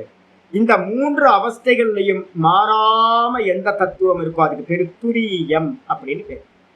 அந்த துரியம் எது அப்படின்னு கேட்டீங்கன்னா, அதுதான் சத்துன்னு பேரு. அவிதத்தம், பொய் இல்லாதது, சத்தியம். அது எது சுவாமி அப்படின்னா பரம் பிரம்ம. 3 அவஸ்தைகளை தாண்டின ஒரு அனுபவம், சுவானுபவம் எது உண்டாகுதோ அதுதான் வந்து பாத்தீங்கன்னா ஈஸ்வரனை அடைஞ்ச நிலை அப்படின்னு பேரு. 3ஐயும் கடந்து இருக்கக்கூடியது எதுவோ அதுதான். ஆச்சாரியர் சொல்றாரு என்ன பண்ணா, பரபிரம்மம் தான் வந்து பாத்தீங்கன்னா சத்துன்னு சொல்லப்படுது. சத்தியம் ஞானம் அனந்தம் பிரம்ம. மந்திரம் வந்து பாத்தீங்கன்னா தைத்திரியத்தை சொல்லுது. சத்தியம் ஞானம் அனந்தம் பிரம்ம. பிரம்மத்தோட லட்சணமே சத்து சித்து ஆனந்தம் அப்படின்னு சொல்லுது. அதுக்கப்புறம் ஆச்சாரியர் சொல்றாரு, வேற ஒரு எக்ஸாம்பிள் சொல்றாரு. சதேவ சோமிய இதமக்ர ஆசி. ரொம்ப முக்கியமான மந்திரம். 6:2:1 சாந்தோக்கிய உபனிஷத்துல இருக்கிறது. சொல்றாரு, சதேவ சோமிய இதமக்ர ஆசித் ஏக்கமேவ அத்விதீயம் அப்படின்னு வந்து பாத்தீங்கன்னா மந்திரம். ரொம்ப அற்புதமான மந்திரம். வேதாந்தத்தை நான் வந்து அடிக்கடி உங்களுக்கு என்ன பண்ற, நாமம் சொல்லிக்கிட்டு இருக்கும் போது கூட அப்பப்ப விசாரத்தையும் நம்ம பண்ணிக்கிட்டே வர, சமயம் கிடைக்கும் போதெல்லாம் விசாரம் பண்ணிக்கிட்டே வரும். வேதாந்தம் தேவையில்லை. நாம நம்ம பார்த்துட்டு போனோம்னா வந்து பார்த்தீங்கன்னா இருக்காது. எனக்கு ஒரு சின்ன சான்ஸ் கிடைச்சாலும் நான் என்ன பண்ணுவேன், மனனம் பண்றதுக்கான காரியத்தை பண்ணுவேன். இப்போ உங்களுக்கு வந்து பார்த்தீங்கன்னா மெதுவா இன்ட்ரடியூஸ் ஆகும். ஏற்கனவே இன்ட்ரடியூஸ் ஆகிருக்கிறவங்களுக்கு என்ன ஆகும், ஆவருத்தி மனனம் ஆகும். நல்லா புரிதல் வந்து பார்த்தீங்கன்னா இன்னும் நல்லா ஆகும். அதுல என்னன்னு சொல்லுது அப்படின்னு கேட்டீங்கன்னா, 6வது சாப்டர்ல 2வது கண்டத்துல வந்து பாத்தீங்கன்னா தித்திய கண்டத்துல முதல் மந்திரம் 6:2:1 முக்கியமான மந்திரம் சொல்லுது. சதேவ சோமிய இதமக்ர ஆசீத் ஏக்கமேவா த்விதீயம். சத்யேவ சோமிய இதமக்ர ஆசீத். ஏ சோமிய, ஸ்வேதகேதுக்கு வந்து பாத்தீங்கன்னா அவங்க அப்பா வந்து பாத்தீங்கன்னா சொல்லித்தரார். கௌதமர் வந்து பாத்தீங்கன்னா சொல்லித்தரார். கௌதமர் வந்து பாத்தீங்கன்னா ஔதாலக்கர் வந்து பாத்தீங்கன்னா சொல்லித்தரார். என்ன சொல்றாரு அப்படின்னு, கௌதமர் சொல்றார் என்ன பண்றாரு அப்படின்னு கேட்டீங்கன்னா, சதேவ சோமிய இதமக்ர ஆசி.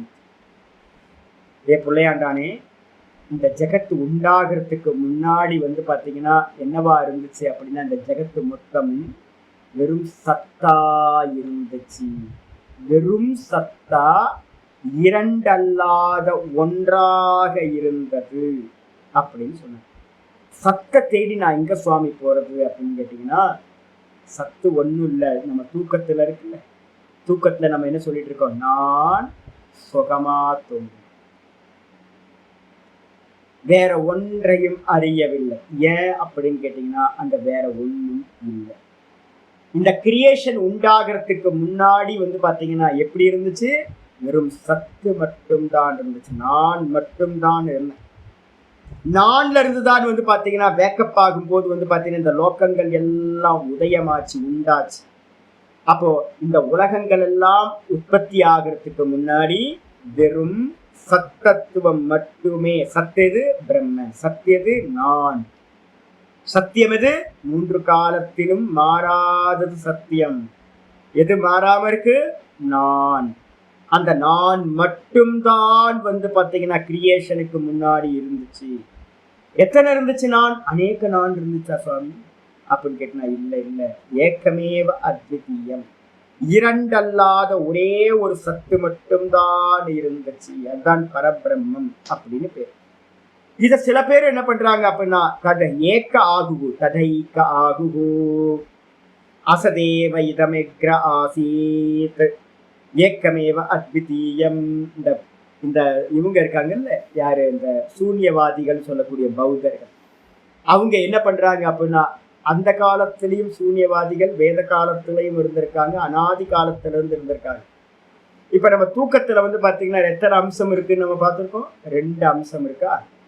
தூங்கி எந்திரிச்சோன்னு நம்ம சொல்றது என்ன சொல்றோம்? நான் சுகமா தூங்கின ஒரு அம்சம், வேற ஒன்றையும் அறியவில்லை 2வது அம்சம். இவங்க நம்ம என்ன பண்ணிட்டோம்? வேதாந்தம் என்ன பண்ணிடுச்சு? அந்த நான் சுகமா தூங்கினன்ற நான தத்துவத்தை எடுத்துக்கிச்சு. வேதாந்தம் ஃபுல்லா அந்த நானை பேஸ் பண்ணி, சத்தத்துவத்தை பேஸ் பண்ணி தான் மொத்த வேதாந்தமும் இருக்கு. அதே பௌத்த மதத்துல இருக்கிற சூன்யவாதம் எதை பேஸ் பண்ணி இருக்கு அப்படின்னா, அந்த நானை விட்டுட்டாங்க. விட்டுட்டு ஒன்றும் இல்லை, ஒன்றும் அறியவில்லை. என்ன இருந்துச்சு? சூன்யமா இருந்துச்சு. தூக்கத்துல என்ன இருந்துச்சுன்னு லௌகிகத்துல எங்கேயா போய் கேட்டீங்க அப்படின்னா, காமன் பப்ளிக் என்ன சொல்லுவாங்க? ஒன்றும் இல்லை ஜி, அதென்ன சொல்லுவாங்க. ஆனா வேதாந்தம் படிக்க ஆரம்பிச்சதுக்கு பிறகு நாங்க சொல்லித்தரோம் என்னன்னு கேட்டீங்கன்னா, நான் சுகமா தூங்கினேன், வேற ஒன்றையும் அறிய. சுகத்தை அனுபவிச்சவன் ஒருத்தன் இருக்க, கூட பாத்தீங்கன்னா அந்த ஒண்ணுமில்லைன்னு அறியறதுக்கு ஒருத்தர் இருந்திருக்க, சொல்றதுக்கு ஒருத்தர் இருக்கணும் இல்லை? அப்ப யார் சொல்றது? ஒண்ணும் இல்லை அப்படின்னு சொல்றதுக்கு ஒருத்தன் இருக்கணுமே, எக்ஸ்பீரியன்சர் இருக்கணும்ல. அப்ப நம்ம சொல்றோம் என்னன்னு கேட்டீங்கன்னா, எக்ஸ்பீரியன்சர் அங்க இடத்துல இருக்கான், அவனுக்கு எக்ஸ்பீரியன்ஸ் ஆகிறது தான் திருஷ்யம் தான், ஒண்ணுமில்லைன்றது திருஷ்யம், அனாத்மா.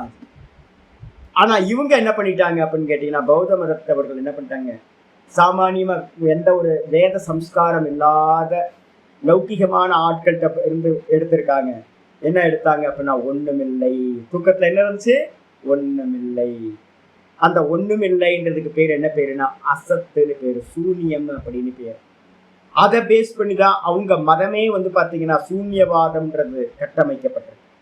அப்ப அசதேவ இதமக்ர ஆசித், இது ஏக்க ஆகுது. கொஞ்சம் பேர் சொல்றாங்க இந்த உலகம் பாத்தீங்கன்னா இல்லாமையிலிருந்து வந்தது.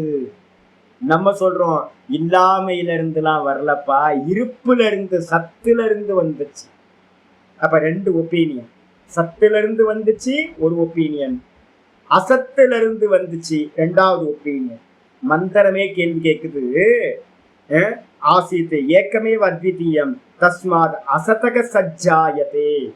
அவன் பௌத்த மதத்துல சொல்றான் என்னன்னு கேட்டீங்கன்னா, ஒண்ணுமில்ல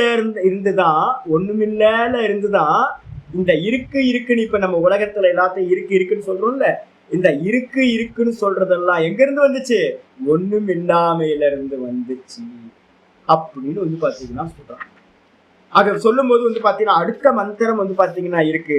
அடுத்த மந்திரம் பாத்தீங்கன்னா மந்திரமே கொஸ்டின் பண்ணுது. குதஸ்து கலு சௌம்ய ஏவம் சியாத் இதி ஹோவாச்ச. உடனே பாத்தீங்கன்னா, ஆனா சௌமிய எப்படி இப்படி ஆகும்? அசத்துல இருந்து சத்து வருமா?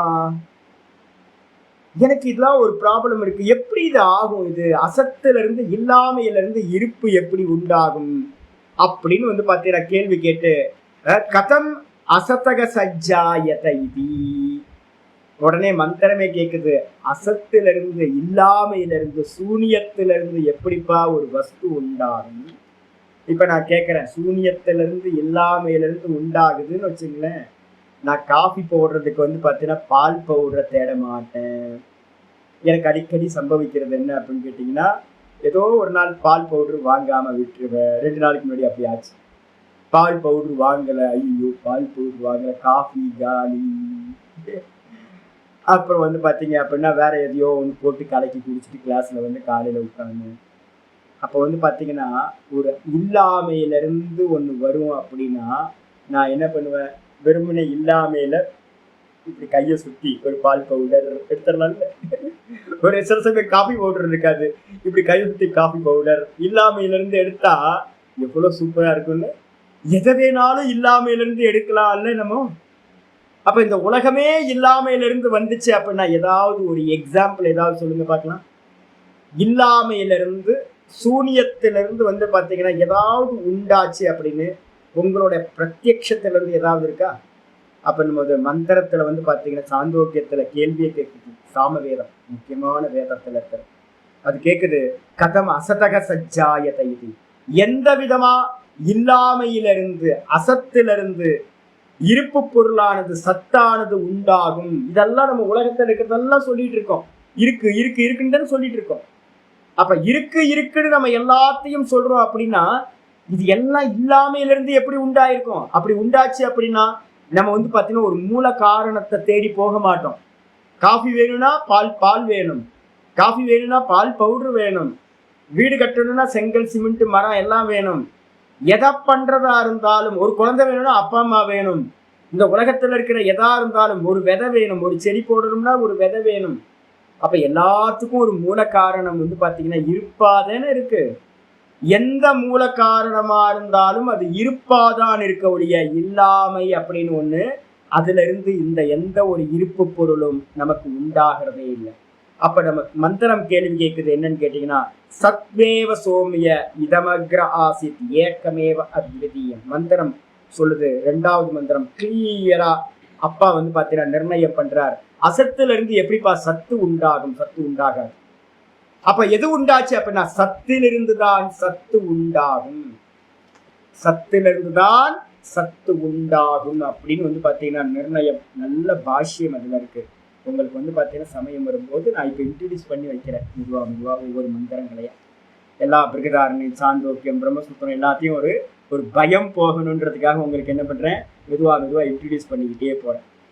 பயம் போட்டும். எல்லா வேத மந்திரங்களும் ஒரே விஷயத்தை தான் பேசுதுன்னு நமக்கு வந்து தெரியணும்.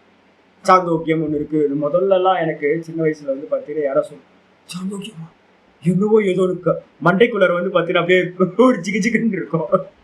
இன்னும் சாந்தோக்கியன்றாங்களே அப்படின்னு.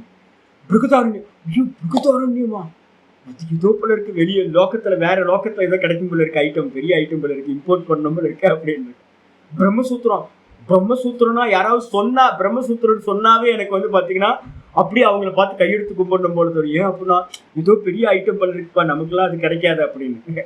அதுக்கப்புறம் ஓ பிரம்மசூத்திரமா, ஓ சாந்தோக்கியமா, ஓ இதுதானா கீதையில சொல்றதா அதுலயும் சொல்லுதா, விஷ்ணு சகஸ்ரநாமத்துல இருக்கிறதா அங்க இருக்கா அப்படி நமக்கு ஃபெமிலியர் ஆக ஆக ஆக என்ன ஆயிடும்னு கேட்டீங்கன்னா பயம் போயிடும். ஆச்சரியமா பார்க்காம என்ன பண்ணுவோம், ஃபெமிலியர் ஆகிட்டே இருக்கணும். நமக்கு மந்திரங்கள் விசாரங்கள் எல்லாம் ஒரே விசாரம் தான். அப்ப சத்துன்றது வந்து பாத்தீங்கன்னா ரொம்ப இம்பார்ட்டன்டானது. சதேவ சோமிய இதமக்ர ஆசி. எது இருந்துச்சு? இந்த ஜாகிரதம் சொப்பனம் காரியம்னு பேர். இந்த ஜாகிரத சொப்பனம் என்னது? காரியம். எதெல்லாம் வெளிப்பட்டதா இருக்கோ அதெல்லாம் காரியம். காரியத்துக்கு முன்னாடி என்ன இருக்கணும்? காரணம் இருக்கணுமா? அப்போ சதேவ சோமிய இதமக்ர ஆசித். இதம் அக்ர அப்படின்னு அர்த்தம். இதம் ஜெகத், இந்த ஜெகத்தானது. அக்ரே அப்படின்னா உற்பத்தி ஆகிறதுக்கு முன்னாடி. இந்த ஜெகத்துன்ற காரியம் ஸ்தூல ஜெகத்து சூக்ஷ்ம ஜெகத். ஸ்தூல ஜெகத்தை நம்ம ஜாகிரதத்துல பாக்குறோம். சூக்ஷ்ம ஜெகத்தினது தன்மாத்திரா ரூபம் சொப்பனத்தில் இருக்கிறது. இந்த 2 ஜெகத்துமே காரியம்னு பேரு, வெளிப்பட்டதுன்னு பேரு. எல்லாத்துக்கும் தெரியுது இல்ல? ஆமா, எனக்கு ஜாகிரத லோக்கமும் தெரியுது, என்னுடைய சொப்பன லோக்கமும் எனக்கு தெரியுது. இந்த 2 லோக்கங்களும் 2 அவஸ்தைகளும் காரியம். காரியம் இருக்குன்னாவே அந்த இடத்துல என்ன இருக்கணும்? காரணம் இருக்கணும். அந்த காரணம் சத்தா அசத்தா அப்படின்னு கேட்டீங்கன்னா தூக்கத்துல நமக்கு என்ன எக்ஸ்பீரியன்ஸ்? நான் சுகமா தூங்கும், வேற ஒன்றும் இல்லை. அப்ப என்ன அர்த்தம்னா வேற ஒன்றும் இல்லைன்னா என்ன அர்த்தம்னு கேட்டீங்கன்னா வேற ஒரு காரியம் அந்த இடத்துல இல்லை. அதுக்கப்புறம் அந்த டீப் ஸ்லீப்புக்கு என்ன பேரு அப்படின்னு கேட்டீங்கன்னா காரண அவஸ்தான்னு பேரு. அதுல வேற ஒண்ணும் இல்லை, காரிய வெளிப்பாடு ஒண்ணும் இல்லை. அப்ப காரியங்கள் எல்லாம் என்னவா இருந்துச்சு அப்படின்னு கேட்டீங்கன்னா அந்த மாயைக்குள்ளார அவித்யாக்குள்ளார ஒன்னும் தெரியலன்றதுல நயமாயி காரியங்கள் காரண ரூபத்துல இருந்துச்சு, வெளிப்படாம பீஜத்துல இருந்துச்சு. மரம் அதுக்கப்புறம் வந்து பாத்தீங்கன்னா அந்த அந்த மாயா தத்துவம் எதன் இடத்துல இருக்கு? மாயா தத்துவம் தனிச்சுதா இல்ல வேற வேறையா இல்ல ஒண்ணுதானா? அபின்ன சக்தி அபின்ன சக்தின்னு சொல்லிக்கிட்டே வரும். பிரம்மத்தோட அபின்ன சக்தி அது, ஆத்மாவோட அபின்ன சக்தி. அப்ப நான் ஒரே ஒரு பர்சன் தான். அந்த நானோட அபின்ன சக்தி எது அப்படின்னு அந்த மாயா. இந்த ஜெகத் எல்லாத்துக்கும் காரணம் அந்த மாயா தத்துவம். அதுல இந்த மொத்த ஜெகத்தும் வந்து பாத்தீங்கன்னா லயமாயிருக்கு. அந்த அந்த மாயா தத்துவம் வந்து யார ஆசிரியம் பண்ணிருக்கு? இந்த பிரம்மத்துக்கு அபின்னமா இருக்கு. அப்ப இருக்கிற ஆள் எத்தனை? ஒரே ஒரு ஆள், நான் மாத்திரம்தான் இருக்கேன். அந்த நானுக்கு பேர் தான் சத்து அப்படின்னு பேர். அப்படின்னு வந்து பாத்தீங்கன்னா மந்திரம் சொல்லுது. இதான் சதேவ சோமி இதமக்ர ஆசி. இது சுத்தே. இது வந்து நமக்கு பிரத்யக்ஷமா தெரியும். பிரத்யக்ஷமா வந்து பாத்தீங்கன்னா இருக்கிறது. இதுக்கப்புறம் என்ன ஆச்சு தெரியுங்களா? தூக்கத்துல இருக்கிறவருக்கு பேர் வந்து காரண சரீர அபிமானிக்கு பேரு ஈஸ்வரன் அப்படின்னு பேர். ஈஸ்வரன் வந்து பாத்தீங்கன்னா டோட்டல்ல வந்து பாத்தீங்கன்னா ஈஸ்வரன். எஸ்டியில வந்து பாத்தீங்கன்னா தனிப்பட்ட முறையில் அவருக்கு பேர் என்ன பேரு? தூக்கத்துல இருக்கிற அபிமானிக்கு பேரு நான் மட்டும் இருந்துச்சு அப்படின்னா அது ஈஸ்வரன். அதே வந்து பாத்தீங்கன்னா ஒன்னும் தெரியலன்னு நம்ம அவித்யாவை ஆலிங்கனம் பண்ணிட்டு நம்ம தூங்கி போறோம். தூக்கத்துல ஒன்னும் தெரியாம போயிடும். ஒன்னும் தெரியாம போற அந்த ஜீவனுக்கு என்ன பேரு அப்படின்னு கேட்டீங்கன்னா பிராக்ஞன் அப்படின்னு பேரு. நம்ம எல்லாம் தூக்கத்துல பிராக்ஞனா இருக்கும். இது எல்லாத்தையும் தூக்கத்துல இருக்கிற எல்லாத்தையும் நான் அப்படின்னு அபிமானிச்சிருக்கிற சமஷ்டி காரண சரீர அபிமானிக்கு பேரு ஈஸ்வரன் அப்படின்னு பேரு. அப்ப வந்து ஈஸ்வரன் என்னவா இருக்காரு அப்படின்னா காரண தத்துவமா சத்தா இருக்கார் அப்படின்னு புரிஞ்சுக்கணும். அதுக்கப்புறம் 479வது நாமம் அசத் அப்படின்னு பேரு. அசத்துனா என்ன சுவாமி அப்படின்னு கேட்டீங்கன்னா, நம்ம இப்பதான் சாந்தோக்கிய உபனிஷத்து மந்திரம் பார்த்தோம். சில பேர் சொல்றாங்க அசத்தா இருக்கு அப்படின்னு. அசத்துன்றதுக்கு அர்த்தம் என்னன்னு கேட்டீங்கன்னா, சூன்யத்துக்கு ஒரு பேர் இருக்கு, துச்சம் அப்படின்னு ஒரு பேர் இருக்கு. சூன்யத்துக்கு என்ன பேரு? வேதாந்தத்துல சூன்யத்துக்கு ஒரு பேர் வந்து பாத்தீங்கன்னா துச்சம் அப்படின்னு பயன்படுத்துவாங்க. எங்கேயாவது வரும் இந்த வார்த்தையும் வந்து பாத்தீங்கன்னா, நான் முதல்ல உங்களை மாதிரி இருந்து பாடம் கேட்கும்போது துச்சம் அப்படின்னு என்னப்பா அது துச்சம் அப்படின்னு எனக்கு ஒரு சில சப்தங்கள்லாம் ஒரு மாதிரி பயப்படுத்தும். சில சப்தங்கள் ஆச்சரியப்படுத்தும். இந்த துச்சம்ன்ற சப்தம் வந்து பாத்தீங்கன்னா ரொம்ப ஆச்சரியமா, துச்சம் அப்படின்னா என்னது? துச்சம்னா வேற ஒண்ணும் இல்லை, முயல் கொம்பு, ஆகாச தாமரை. என்ன முயல் கொம்புன்னு ஒண்ணு இருக்கா இந்த உலகத்துல? இருக்கா? இல்லவே இல்லை. ஆகாச தாமரை வந்து பாத்தீங்கன்னா கடையில போய் ஏங்க ஒரு 4 ஆகாச தாமரை கொடுங்க அப்படின்னு உலகம் ஃபுல்லா எங்க வேணாலும் பூக்கடையில போய் கேட்டாலும் எந்த பூக்கடையிலையும் வந்து பாத்தீங்கன்னா ஆகாச தாமரை கிடைக்கவே கிடைக்காது.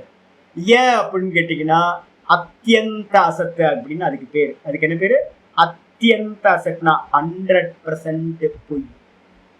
100% ஆகாச தாமரைன்னு ஒண்ணு இல்லவே இல்லை. 100% வந்து பாத்தீங்கன்னா முயல் கொம்பு அப்படின்னு ஒண்ணு இல்லவே இல்லை.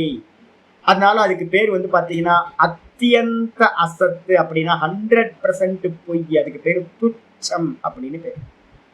துச்சம் அப்படின்னு பேரு. அடிச்சா எது? இல்ல இல்ல இல்ல அடுப்புல பத்திய சொல்லல. இது மாதிரி ஒரு பொருளே இல்லை, இல்லவே இல்லை. இல்லவே இல்லாத பொருளுக்கு பேரு துச்சம்னு பேரு. அதான் நான் எக்ஸாம்பிள் சொன்னா ஆகாச தாமரை, இதெல்லாம் முயல் கொம்பு. முயல் கொம்பு, ஆகாச தாமரை. உங்களுக்கு இதுல வந்து பாத்தீங்க அப்படின்னா வாஸ்தவத்துல வந்து பாத்தீங்கன்னா நம்ம யோக சாஸ்திரத்துல இதுக்கு என்ன பேர் சொல்லுவோம் அப்படின்னா விபரியம் இருக்கு, விகல்பம் இருக்கு. 2 விருத்திகள் நம்ம பயன்படுத்தணும்ல, விகல்பம் விபரியம். அதோட மீனிங் எடுத்து பாருங்க, நம்ம நாளைக்கு திரும்ப நான் உங்களுக்கு சொல்றேன். இப்ப இந்த இதுல கண்டினியூ பண்ணுங்க. ஆனா இங்க சொல்றது வந்து பாத்தீங்கன்னா அசத்துன்றதுக்கு அர்த்தம் என்ன அப்படின்னா, அசத்துன்றதுக்கு அர்த்தம் நாம ரூபம் அசத். காரியமா இருக்கிறது எல்லாம் அசத்துன்னு பேரு. காரியம்னா அசத். ஆமா, பிராதிபாசிக்கம் கரெக்டா சொன்னீங்க. ஆபாசிக்கிறது தோற்ற மாத்திரமா இருக்குல்ல, அந்த பிராதிபாசிக்க சத்தியம் எல்லாமே அசத்துன்னு பேரு. பக்கத்துல நல்லாவே எழுதிக்கலாம். சத்துன்றது வந்து பாத்தீங்கன்னா எழுதுனீங்கன்னா பகவான் சத்தா இருக்காருன்னு அர்த்தம். அப்சல்யூட் ரியாலிட்டியா இருக்காரு, வாஸ்தவத்துல சத்தியமா இருக்காரு. அதே நேரத்துல அசத்துன்றதுக்கு அர்த்தம் தோற்ற மாத்திரமா இருக்கிறது எல்லாம் பகவான் தான். தங்கத்துக்கு மேல எது பாசிக்கமா இருக்கு, பிரதிபாசிக்குது. அப்புறம் தோன்றுகிறது எது? கம்மல் மூக்குத்தி எல்லாம் தோன்றுகிறதா? மண்ணுக்கு மேல வந்து பாத்தீங்கன்னா சட்டி பானை எல்லாம் தோன்றுகிறதா? இருக்கா? வாஸ்தவத்துல இருக்கா? மண்ணை விட்டுட்டு வந்து பாத்தீங்க அப்படின்னா அதுக்கு இருப்பு எதுவுமே இல்லை. அப்ப என்ன அர்த்தம்னு கேட்டீங்கன்னா, அசத்துன்றதுக்கு அர்த்தம் சொந்தமாக இருப்பில்லாததுன்னு. இந்த இடத்துல துச்சத்தை வந்து பாத்தீங்கன்னா சொல்லவில்லை. வேதாந்தத்துல வந்து பாத்தீங்கன்னா சனாதன தர்மத்துல துச்சம் என்பதும் சூன்யம் என்பதும் வாஸ்தவத்துல ஒரு வஸ்து இந்த உலகத்துல இல்லவே இல்லை. வேதாந்தத்துல எப்ப கேட்டாலும் சொல்லுங்க, வேதாந்தத்துல வந்து சப்தம் இருக்க ஒழிய சூன்யம் சூன்யம் பயன்படுத்துற மொழிய சூன்யம்னு ஒண்ணு இந்த வேதாந்தத்துல வேத மதத்துல இந்த உலகத்துல இல்லவே இல்லை. யாரெல்லாம் வந்து பாத்தீங்கன்னா பயன்படுத்துறாங்களோ அவங்கள தப்பா பயன்படுத்திட்டு இருக்காங்க. அதனாலதான் வந்து பாத்தீங்கன்னா வேதாந்தத்துல நம்ம என்ன பண்ணுவோம், சங்கரர் வந்து பாத்தீங்கன்னா விஞ்ஞானவாதம் அப்படின்னு சொல்லக்கூடிய இந்த பௌத்த மதத்துல இருக்கிறவங்களை தான் பிரதான எதிரியா வச்சுக்கிட்டு பேசுவார். நம்மளோட பௌத்த மதத்துல இருக்கிற எதிரி யாரு அப்படின்னா விவாதம் பண்றது. பௌத்த மதத்துல விஞ்ஞானவாதிகளை மட்டும்தான் பண்ணுவோம். நம்ம வந்து சூன்யவாதிகளை வந்து பாத்தீங்கன்னா ஆச்சாரியார் விசாரமே பண்ண மாட்டார். ஏன் அப்படின்னா சர்வசூன்யவாதிகள்னு பேர். சர்வசூன்யவாதிகள் என்ன அர்த்தம்? சூன்யம் சூன்யம் சூன்யம். அவங்களோட சித்தாந்தமே தான் சூன்யம் சூன்யம். தைத்தறியத்துல வருது. ஆனா வந்து பாத்தீங்கன்னா அது இங்கதான் பிரதானம். இந்த சாந்தோக்கியத்தை தான் முக்கியமான பிரதானம். அந்த துச்சம்ன்றது வந்து பாத்தீங்கன்னா சூன்யம், அத்தியந்த சூன்யம். அப்படி ஒரு வஸ்து இருக்காப்பா அப்படின்னா நாங்க வந்து பாத்தீங்கன்னா உன்ட்ட என்ன பேசுறது, இதுதான் இல்லையே. சங்கரர் என்ன பண்ணுவார் அப்படின்னா ரொம்ப ரொம்ப ஸ்மார்ட்டா பண்ணுவார். என்னன்னா, இல்லாதவட்ட எதுக்கு பேசுறது, யாராவது ஒருத்தன் இருந்தா தானே பேச முடியும். சூன்யம்னு சொல்றதுக்கு ஒருத்தன் இருக்கணும்ல, சூன்யவாதத்தை பேசுறதுக்கு ஒருத்தன் இருக்கணும்ல. அப்ப ஒருத்தன் சூன்யவாதத்தை பேசுறதுக்கு ஒருத்தன் இருந்தான் அப்படின்னா சர்வம் சூன்யம் அப்படின்னு எப்படி சொல்ல முடியும்? நீ இருக்கியே, நானே இல்லை சாமி அப்படின்னா, அப்ப நானே இல்லைன்னா ஒருத்த இல்லாதவன்ட்டு நான் எதுக்கு பேசுறது? நீ இருந்தேன்னு ஒத்துக்கோ, நீ இருக்கேன்னு ஒத்துக்கிட்டா உன்ட்ட நான் வாதம் பண்ணலாம், என்னாவும் பண்ணலாம். நீ நானே இல்லை அப்படின்னு சொல்லிட்டீங்கன்னா சர்வம் சூன்யம், நீங்களும் இல்லை நானும் இல்லை இந்த ஜகத்தும் இல்லைன்னு சொல்லிட்டா அப்ப வந்து நான் யார்கிட்ட போய் பேசுறது? அதனால நீ பேசுறதுக்கே அருகதை இல்லை அப்படின்னு ஒரே கிக். அவன்கிட்ட வந்து கொஞ்சம் கூட சமயம் கொடுக்க மாட்டார் சங்கராச்சாரியர். தூக்கி கிக் பண்ணிட்டு போயிடுவார். சர்வசூன்யவாதிகள் பேச்சுக்கு அவனா இல்லைன்றானேப்பா, இல்லாதவன்ட்ட போய் என்ன பண்றது பேசுறது அப்படின்ட்டு ஒதுங்கிப்பார். அப்ப வாதம் பண்றதுக்கு வந்து பாத்தீங்கன்னா ஏதாவது இருந்தாதானே வாதம் பண்ண முடியும். சூன்யம் ஒண்ணுமில்லைன்னு சொல்றதுக்கு ஒருத்தன் இருக்கணும்ல. நான் தூக்கத்துல ஒண்ணுமில்லை நான் சொல்றேன் அப்படின்னா தூக்கத்துல ஒண்ணுமில்லைன்னு சொல்றது யாருக்கு எக்ஸ்பீரியன்ஸ் அங்க ஒருத்தன் இருந்து இருக்கணுமே. அப்ப வந்து பாத்தீங்கன்னா சர்வம் சூன்யம்னு இந்த உலகத்துல ஒண்ணு இல்லவே இல்லை. அப்ப வந்து பாத்தீங்கன்னா நம்ம மதம் என்ன சொல்லுது அப்படின்னு கேட்டீங்கன்னா சத்காரியவாதம் அப்படின்னு பேர் முக்கியமானது. அந்த சத்காரியவாதத்துல என்ன அப்படின்னு கேட்டீங்கன்னா இந்த அசத்துன்றதுக்கு அர்த்தம் என்ன அப்படின்னா, அசத்துக்கு அர்த்தம் சூன்யம்னு அர்த்தம் இல்லை. அசத்துக்கு அர்த்தம் வந்து பாத்தீங்கன்னா சொந்தமா எக்ஸிஸ்டன்ஸ் இல்லாதது. அப்ப சொந்த எக்ஸிஸ்டன்ஸ் இல்லாததெல்லாம் எது அப்படின்னு கேட்டீங்கன்னா மாயையிலிருந்து உண்டான நாமரூபங்களோடு இருக்கக்கூடிய அந்த ஜீவ ஜகத்து வந்து பாத்தீங்கன்னா சொந்தமா அதுக்கு இருப்பு இல்லை. தங்கத்துக்கு மேல தங்கம் இருப்புள்ளது, தங்கம் சத்து. ஆனா கம்மல் மூக்குத்தி ஒட்டியானம் பிரேஸ்லெட் நெக்லஸ் அப்படின்னு எதெல்லாம் சொல்றோமோ அது எல்லாத்துக்கும் வந்து பாத்தீங்கன்னா தங்கத்தை விட்டுட்டு அதை தனியா நிக்க முடியாது.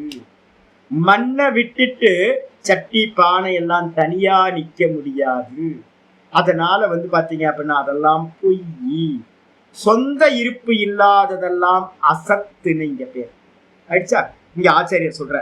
சரி, அந்த அசத்தா யாரெல்லாம் இருக்கா? கம்மல் நம்ம சொல்றோம். கம்மல் யாரு வாஸ்தவத்துல?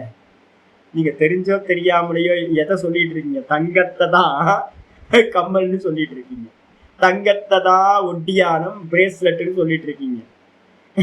அப்போ அந்த பிரேஸ்லெட் அதெல்லாம் தனியா எடுத்தீங்கன்னா அது போய், ஆனா அது எதுக்கு மேல இருக்கு? தங்கத்துக்கு மேலதான் அதெல்லாம் ஆரோப்பம். அதே மாதிரி இந்த மொத்த ஜெகத்தும் நாமரூபமா நம்ம சொல்றது, நாமரூபம் மட்டும் பொய். ஆனா நாமரூபம் எதுக்கு மேல இருக்கு? அந்த சத்துக்கு மேலதான் அசத்துன்ற நாமரூபங்கள் எல்லாம் இருக்கு. அதனால எல்லா இந்த மொத்த ஜெகத்தும் வந்து பாத்தீங்கன்னா சர்வம் விஷ்ணுமயம் ஜெகத்து, சர்வம் பிரம்மமயம் ஜெகத்து. நம்ம எந்த ஃபார்ம்ல இருந்து சொல்றோம்? அப்ப நான் ஆதார தத்துவத்தை மனசுல வச்சுக்கிட்டு கம்மல் தங்கம் மூக்குத்தி தங்கம், அப்போ தங்கம் பாத்தீங்கன்னா தங்கம் தான் மூக்குத்திக்கு கம்மலுக்கும் ஆதாரமா இருக்கு அப்படின்னு ஆதாரத்தை வச்சுக்கிட்டு தான் அசத்த எல்லாத்தையும் கூட பாத்தீங்கன்னா பகவான் தான் அப்படின்னு நம்ம சொல்றோம். இந்த உலகமே பகவான். ஆனா வாஸ்தவமானு கேட்டீங்கன்னா இது எல்லாம் பகவான் அப்படின்னு முதல்ல கொண்டு வரணும். ஸ்டெப்ஸ் பாத்தீங்கன்னா உங்களுக்கு நான் சொல்லியிருக்கேன் ஏற்கனவே. என்ன ஸ்டெப்ஸ் போகணும் அப்படின்னு கேட்டீங்கன்னா, முதல்ல ஆத்மா அஸ்தி. மொத்தம் ஈஷாவாசியம் சொல்லும் போதும் எல்லா இடத்துலயும் ஒரு 5 ஸ்டெப்ஸ் நான் சொல்லுவேன் தெரியுங்களா. அந்த 5 ஸ்டெப்ஸ் பாத்தீங்கன்னா முக்கியமா புரிஞ்சுக்கணும். ஆத்மா அஸ்தி, ஆத்மானு ஒண்ணு இருக்கு. இதுக்கு பேர் என்ன பேரு அப்படின்னு கேட்டீங்கன்னா ஆஸ்திக்யன் அப்படின்னு பேர். யாரெல்லாம் ஆத்மா இருக்குன்னா கூடவே என்ன போட்டுக்கணும், ஈஸ்வரன் இருக்கார் அப்படின்னு யாரு சொல்றானோ அவனுக்கு பேர் ஆஸ்திகன் அப்படின்னு பேர். 2வது ஸ்டெப் பாத்தீங்கன்னா சர்வஸ்மின் ஆத்மா அஸ்தி. சர்வஸ்மின் ஆத்மா அஸ்தி, எல்லா தேகங்களிலும் ஈஸ்வரன் ஆத்மா பாத்தீங்கன்னா இருக்கிறது. 2வது, எல்லா தேகத்திலையும் எறும்புல இருந்து பிரம்மா வரைக்கும் ஆத்மா இருக்கு. எல்லாத்துலயும் ஆத்மா இருக்கு. நிராத்மகமா எதுவுமே இல்லை. இந்த உலகத்துல ஆத்மா இல்லாமல் எதுவுமே இல்லை. அப்ப எல்லாத்துலயும் ஆத்மா இருக்கு. அதுக்கப்புறம் 3வது ஸ்டெப் போறோம். எல்லாத்துலயும் ஆத்மா இருக்குன்னு சொன்னமே, எல்லாத்துலயும் ஏக ஏவ சர்வஸ்மின் ஏக ஏவ ஆத்மா. எல்லாத்துலயும் பாத்தீங்கன்னா ஒரே ஒரு ஆத்மா தான் எல்லாத்துலயும் இருக்கு. இது 3வது ஸ்டெப். ஏக ஈஸ்வரவாதம் அப்படின்னு பேர், ஏக ஆத்மவாதம் அப்படின்னு பேர். ஏகாத்மவாதம். முதல்ல ஆஸ்திகன், 2வது பாத்தீங்கன்னா எல்லாத்துலயும் ஆத்மா இருக்கு அப்படின்னு சொல்றது பாத்தீங்கன்னா 2வது. 3வது பாத்தீங்க அப்படின்னா ஒரே ஆத்மா தான் எல்லா எறும்புல இருந்து எல்லாத்திலையும் இருக்கு. நம்ம இன்னைக்கு காலையில பார்த்துருக்கோம், அகமாத்மா குடாகேசக சர்வபூத ஆசய ஸ்தித, எல்லாத்தோட ஹிருதயத்திலையும் நான் தான் ஆத்மாவா இருக்கு. அப்ப ஒரே ஈஸ்வரன் தான் எல்லாத்திலையும் ஆத்மாவா இருக்காருன்னு பாக்குறதுக்கு என்ன பேரு அப்படின்னா ஏகாத்மவாதம். ஆனா சாங்கியத்துல யோகத்துல என்ன பார்க்கணும், சாங்கியத்துல பிரதிதேகம் ஆத்மா பின்னம். இதுதான் இதுக்கும் ப்ராப்ளம். அப்ப பாத்தீங்க அப்படின்னா ஒவ்வொரு தேகத்திலையும் ஆத்மா பின்னம் பின்னம் பாக்குறது இல்லப்பா, ஒரே ஆத்மா தான் எல்லா தேகத்திலையும் இருக்கு. இது ஏகாத்மவாதம் 3வது ஸ்டெப். 4வது ஸ்டெப் பாத்தீங்க அப்படின்னா நான் நினைச்சேன் என்னன்னு கேட்டீங்க அப்படின்னா, எல்லாத்துக்குள்ளாரையும் ஆத்மா இருக்குன்னு நான் நினைச்சேன்ல, தப்புப்பா, ரொம்ப தப்பு. அது ஆத்மனி சர்வம் அஸ்தி. 4வது ஸ்டெப்பு, ஆத்மாக்கு மேலதான் எல்லா ஜீவராசிகளும் ஜீவ ஜெகத்தும் இருக்கு. நான் நினைச்சிட்டேன் ஹிருதயத்துல இருக்கு அப்படின்னு நான் சொன்ன போது, இன்னைக்கு மந்திரம் நான் ஒண்ணு படிச்சு காட்டினேன் தெரியுங்களா. படிச்சு காட்டினேன் நான் ஹிருதய ஆர்த வித்யாவில சாந்தோக்கியம் படிச்சு காட்டினேன். சாந்தோக்கியத்தோட 8வது சாப்டர் படிச்சு காட்டினேன் நான் இன்னைக்கு காலையில. ஹிருதயம் வை சாம்ராட் அப்படின்னு ஒரு மந்திரம் படிச்சேன். அப்புறம் சாந்தோக்கியத்துல இருக்கிற மந்திரத்தை இன்னைக்கு காலையில பகவத்கீதையில படிச்சு காட்டினேன். உள்ள ஒரு சின்ன ஆகாசம் இருக்கு, அந்த சின்ன ஆகாசத்துக்குள்ளதான் இந்த மொத்த ஆகாசமும் அதுக்குள்ளதான் இருக்கு. இது சந்திரன், சூரியன், நட்சத்திரம், சொர்க்கம் எல்லாமே அதுக்குள்ளதான் இருக்கு அப்படின்னு நம்ம சொன்னோம்ல. அப்ப என்ன அர்த்தம் அப்படின்னு கேட்டீங்கன்னா, நமக்குள்ளார பகவான் இருக்கார். இது ஃபர்ஸ்ட் எக்ஸ்பீரியன்ஸ் பண்ணணும். அதுக்கு அடுத்தது பாத்தீங்கன்னா அந்த பகவானுக்குள்ளாரதான் இந்த மொத்தமும் பகவானுக்குள்ளாரதான் இருக்கு. இதுக்கு பேர் என்ன பேரு அப்படின்னு கேட்டீங்கன்னா 4வது ஸ்டெப் போறோம். ஆத்மனி சர்வம் அஸ்தி. ஆத்மனி அப்படின்னா ஆத்மால தான் பாத்தீங்கன்னா எல்லாம் இருக்கு. ஆனா 3வது ஸ்டெப் என்ன பார்த்தோம், எல்லாத்துக்குள்ளாரையும் ஆத்மா இருக்காருன்னு சொன்னீங்கன்னா அது 3வது ஸ்டெப். சர்வஸ்மின் ஆத்மா ஏக ஏவ ஆத்மா அஸ்தி. எல்லாத்துக்குள்ளாரையும் ஒரே ஆத்மா இருக்குன்னு பாக்குறது பாத்தீங்க அப்படின்னா சர்வாத்ம பாவத்துக்கு எல்லாத்துலயும் பாக்குறது ஏகாத்மவாதம்னு பேர். அதுக்கப்புறம் 4வது ஸ்டெப் வரும்போது டோட்டலா மாறிடுது. இல்லப்பா, எல்லாம் பாத்தீங்கன்னா பகவானுக்கு மேலதான் எல்லாம் இருக்கு அப்படின்னு பாக்குறேன். அதுக்கப்புறம் 5வது ஸ்டெப் வருது. வாஸ்தவத்துல என்னன்னு கேட்டீங்கன்னா ஆத்மா ஏவ அஸ்தி. ஆத்மா மட்டும்தான் இருக்கு. சர்வம் நாஸ்தி, சர்வம் சர்வம் எல்லாம் எல்லாம்னு நான் சொல்லிட்டு இருந்தேனே, இந்த எல்லாம் எல்லாம்னு சொல்லக்கூடிய நாமரூபம், இந்த மொத்த ஜீவ ஜெகத்தெல்லாம் வெறும் நாமரூபம். இது எல்லாம் வந்து பார்த்தீங்கன்னா வாஸ்தவத்துல இல்லவே இல்லை. இருக்கிறது என்னது?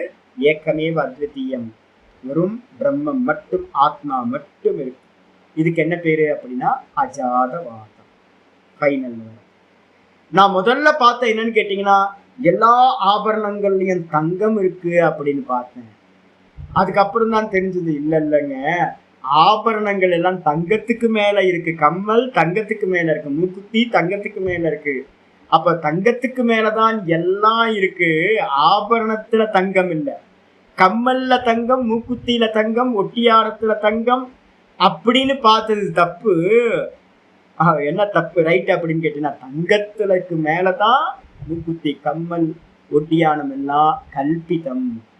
அதுக்கப்புறம் இன்னும் கொஞ்சம் நல்லா இதானதுக்கு பிறகு அந்த ஜுவல்லரி ஷாப், இந்த லலிதா ஜுவல்லரிஸ் இருக்கா, அந்த ஒரு மொட்டை போட்ட ஒரு ஆள் வருவார், அவருக்கு நல்ல இதாச்சு, லலிதா ஜுவல்லரிஸ் சூப்பரா இருக்கு. அவரோட இன்டர்வியூ ஒன்று பார்த்தேன்.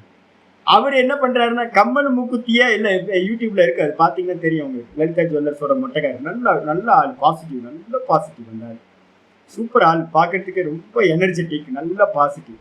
அவர் சொல்றாரு, அவர் விவகாரம் பண்றதெல்லாம் என்ன தெரியுங்களா, இத்தனை டன்னு தங்கம் தான் விவகாரமே பண்றாரு.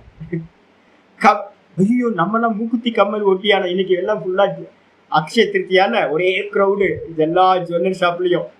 எல்லாம் வந்து பாத்தீங்கன்னா மூக்குத்தி கம்மல் ஒட்டியானோம் அப்படின்னு ஒய்ஃபு அது எல்லாம் என்ன பண்ணிருப்பாங்க, பிளான் பண்ணிட்டு எனக்கு 2 கம்மல் வாங்கணும் அப்படிதான் போயிருப்பாங்க. எனக்கு மூக்குத்தி வேணும், எனக்கு நெக்லஸ் வேணும், எனக்கு வளையல் வேணும், அப்படித்தானே போயிருப்போம். ஆனா அந்த மொட்டைக்காரர் என்ன பண்றாரு, லலிதா ஜுவல்லர்ஸ் வந்து பாத்தீங்கன்னா டன் கணக்குல தான் தங்கத்தையே டீல் பண்றாரு. 1.5 டன் தங்கம், ஒரு 10 டன் தங்கம், 5 டன் தங்கம் அப்படின்னு.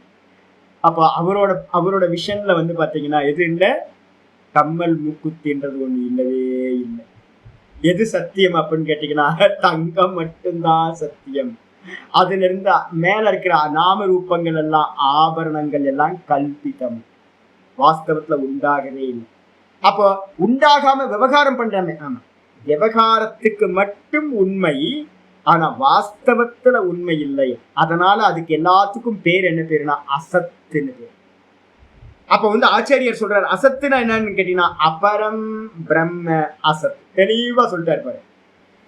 அபரம் பிரம்மம்னா என்ன அர்த்தம் அப்படின்னா, நாமரூபம்ன்றதான், நாமரூப குணங்கள் தான் என்னது அசத்துன்னு பேரு. அதுதான் வந்து பாத்தீங்கன்னா அசத்து பிரம்ம அப்படின்னு பேரு. அசத்து பிரம்ம என்னன்னா சகுனம், நாமரூபத்தோடு இருக்கக்கூடிய கிருஷ்ணர், ராமர், நம்ம இதெல்லாம் சொல்லிட்டு இருக்கமே, அது வாஸ்தவத்துல அது உண்மை இல்லை, அது அபரம்பாவம். நான் கீதா சொல்லிட்டு இருக்கும் போதே சொல்ற, அபரம்பாவம் பரம்பாவம். அபரம்பாவத்தை வந்து பாத்தீங்கன்னா, என்ன புத்தி இல்லாதவங்க என்ன வந்து பாத்தீங்கன்னா உண்டானவன் அபரம்பாவத்தை பார்த்துட்டு இருக்காங்க அப்படின்னு கீதாங்க. ஆனா வாஸ்தவத்துல நான் வந்து பாத்தீங்கன்னா பரம்பாவம், சச்சிதானந்தம் பகவான். அப்ப அவருக்கு மேல இருக்கிற நாமரூப ஜெகத் எல்லாம் வந்து பாத்தீங்கன்னா அசத்துன்னு பேர். இந்த மொத்த ஜெகத்தும் வந்து பாத்தீங்கன்னா அசத். அசத்துனா என்ன அர்த்தம், அபரம் பிரம்ம அப்படின்னு பேர். ஆச்சாரியர் அதுக்கு ஒரு எக்ஸாம்பிள் சொல்றாரு, வாச்சாரம்பணம் விகாரோ நாமதேயம் அப்படின்னு. ரொம்ப அற்புதமான மந்திரம். 6 நம்ம போன மந்திரம் சாந்தோக்கியம் பார்த்தோம், 6:2 பார்த்தோம். 6:1 வந்து பாத்தீங்கன்னா ஒரு மந்திரம் இருக்கு, அதுல சொல்றாரு வாச்சாரம்பணம் விகாரோ நாமதேயம். வாச்சாரம்பணம் அப்படின்னா ஒரு மண்ணை வாங்கணும். மண்ணை வந்து கொண்டு வந்தான் யாரு, அந்த குலாலன்.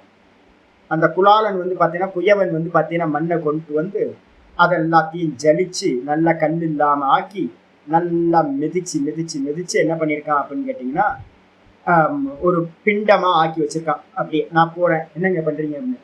மண்ணு சாமி, அப்படியா, என்ன பண்ண போறீங்க, பானை பண்ணணும் சாமி, பானை சட்டிலாம் பண்ணணும் சாமி. சரி, நல்லா கிளீன் பண்ணி வச்சிருக்கான். ஈவினிங் வந்து பாக்குறேன், என்னங்க அப்படின்னு கேட்குறேன். சாமி பியூர் பண்ணி வச்சிருக்கோம் சாமி, நல்லா சுத்தமா ஆக்கி வச்சிருக்கோம் சாமி, கல்லுலாம் இருந்தா சரியா பண்ண முடியும் சாமி. சரி, ஓகே.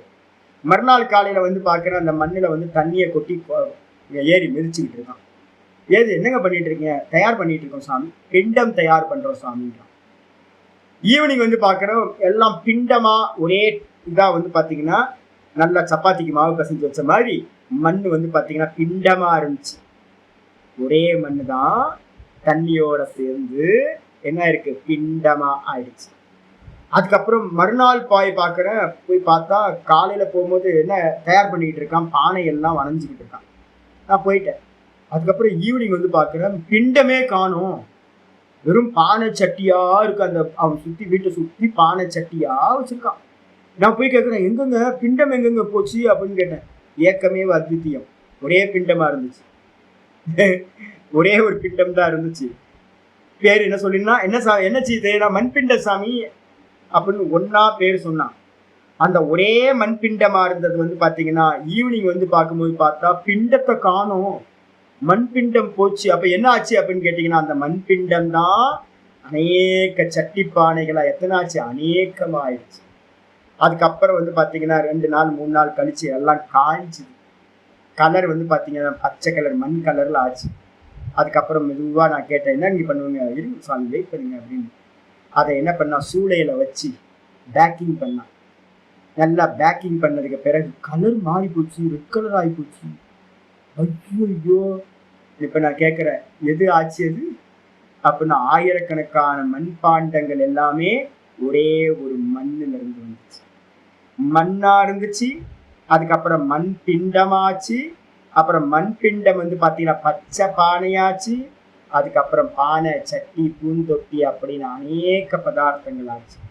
எதுக்கு பேர் வச்சிங்க, எப்படி பேர் வச்சிங்க அப்படின்னு கேட்டீங்கன்னா, விவகாரத்துக்காக என்ன பண்றோம் அப்படின்னா, நல்லா குண்டா இருந்தா, தண்ணி வைக்கிற மாதிரி இருந்தா பானை, நல்லா அகலமா இருந்துச்சுன்னா சட்டி, நல்லா வந்து பாத்தீங்கன்னா ஒவ்வொரு பூந்தொட்டி, பூ செடி வைக்கிற மாதிரி இருந்தா பூந்தொட்டி, கிளாஸ் மாதிரி இருந்தா டம்ளர் வச்சிருக்கோம், தட்டா வச்சிருக்கோம் சாப்பிட்றதுக்கு.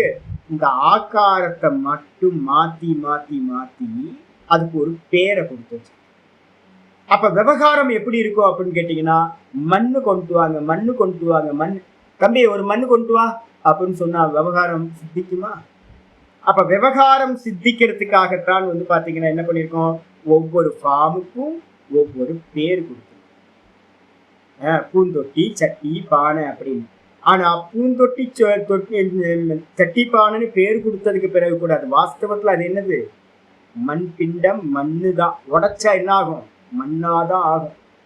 அப்ப அதே மாதிரி தான் வந்து பாத்தீங்கன்னா ஒரே தத்துவம் சத் மட்டும்தான் வந்து பாத்தீங்கன்னா இந்த நாமரூபங்களா ஜெகத்தா ஆயிருக்கு. இதுல நம்ம எல்லாத்துக்கும் ஒவ்வொரு பேர் வச்சிருக்கோம், எல்லாத்துக்கும் ஒரு பேர் வச்சிருக்கு. குரங்கு, நாய், பன்னி, மனுஷன், ஆம்பளை, பொம்பளை அப்படின்னு எல்லாத்துக்கும் பேர் வச்சிருக்கோம். ஆனா வாஸ்தவத்துல வந்து பாத்தீங்கன்னா எல்லா பேரும் என்னன்னு கேட்டீங்கன்னா விவகாரத்துக்கு மட்டும்தான் உடைய, அது எதுவுமே வாஸ்தவம் இல்லை. வாச்சாரம்பனம் விகாரோ நாமதேயம், வாக்குனால ஆரம்பிக்கப்பட்ட எல்லா விவகாரங்களும் இருக்குல்ல, ஆரம்பம் செய்யப்பட்டது. ஒரு ஃபார்முக்கு ஒரு பேர் கொடுக்குறேன், ஒவ்வொரு ஃபார்முக்கும் ஒவ்வொரு பேர் கொடுத்துக்கிட்டே இருக்கிறேன். இந்த பேரெல்லாம் எதுக்காக அப்படின்னு கேட்டீங்கன்னா வாஸ்தவத்துல என்னது, எது எதுக்காக, விவகாரத்துக்காக. சன்னியாசம் எடுக்கும்போது என்ன பண்ணுவாங்க தெரியுங்களா, எல்லாத்தையும் பேரெல்லாம் கழட்டி விட்டுருவாங்க, அப்பா அம்மா வச்ச பேரெல்லாம் போயிடும். இன்னைக்கு யூடியூப்ல இப்போ வந்து பாத்தீங்கன்னா சங்கராச்சாரியோட இது போயிட்டு இருக்கு பாத்தீங்களா, ஓம் பூஹு சன்யஸ்தமயா, ஓம் புவகா சன்யஸ்தமயா, ஓம் சுவகா சன்யஸ்தமயா அப்படின்னு வந்து பாத்தீங்கன்னா மந்திரத்தை சொல்லி பூநூலை அறுத்து போட்டுட்டு, அதுக்கப்புறம் மேல இருக்கிற சோட்டி முடியையும் எடுத்து போட்டுட்டு, அப்பா அம்மா பச்ச பேரையும் என்ன பண்றது அப்படின்னா கொடுத்துட்டு 48 பிண்டதானங்கள் பண்ணி அப்பா அம்மாவோட இருக்கிற 7 சந்ததியையும் கட் பண்ணிட்டு இந்த வஸ்திரங்கள் இல்லாம வந்து வடக்கு நோக்கி போவான். அந்த வடக்கு நோக்கி போகும்போது வந்து பாத்தீங்கன்னா நான் பார்க்கல, ஒரு சின்னோண்டு கிளிப்பிங் மட்டும் பார்த்தேன்.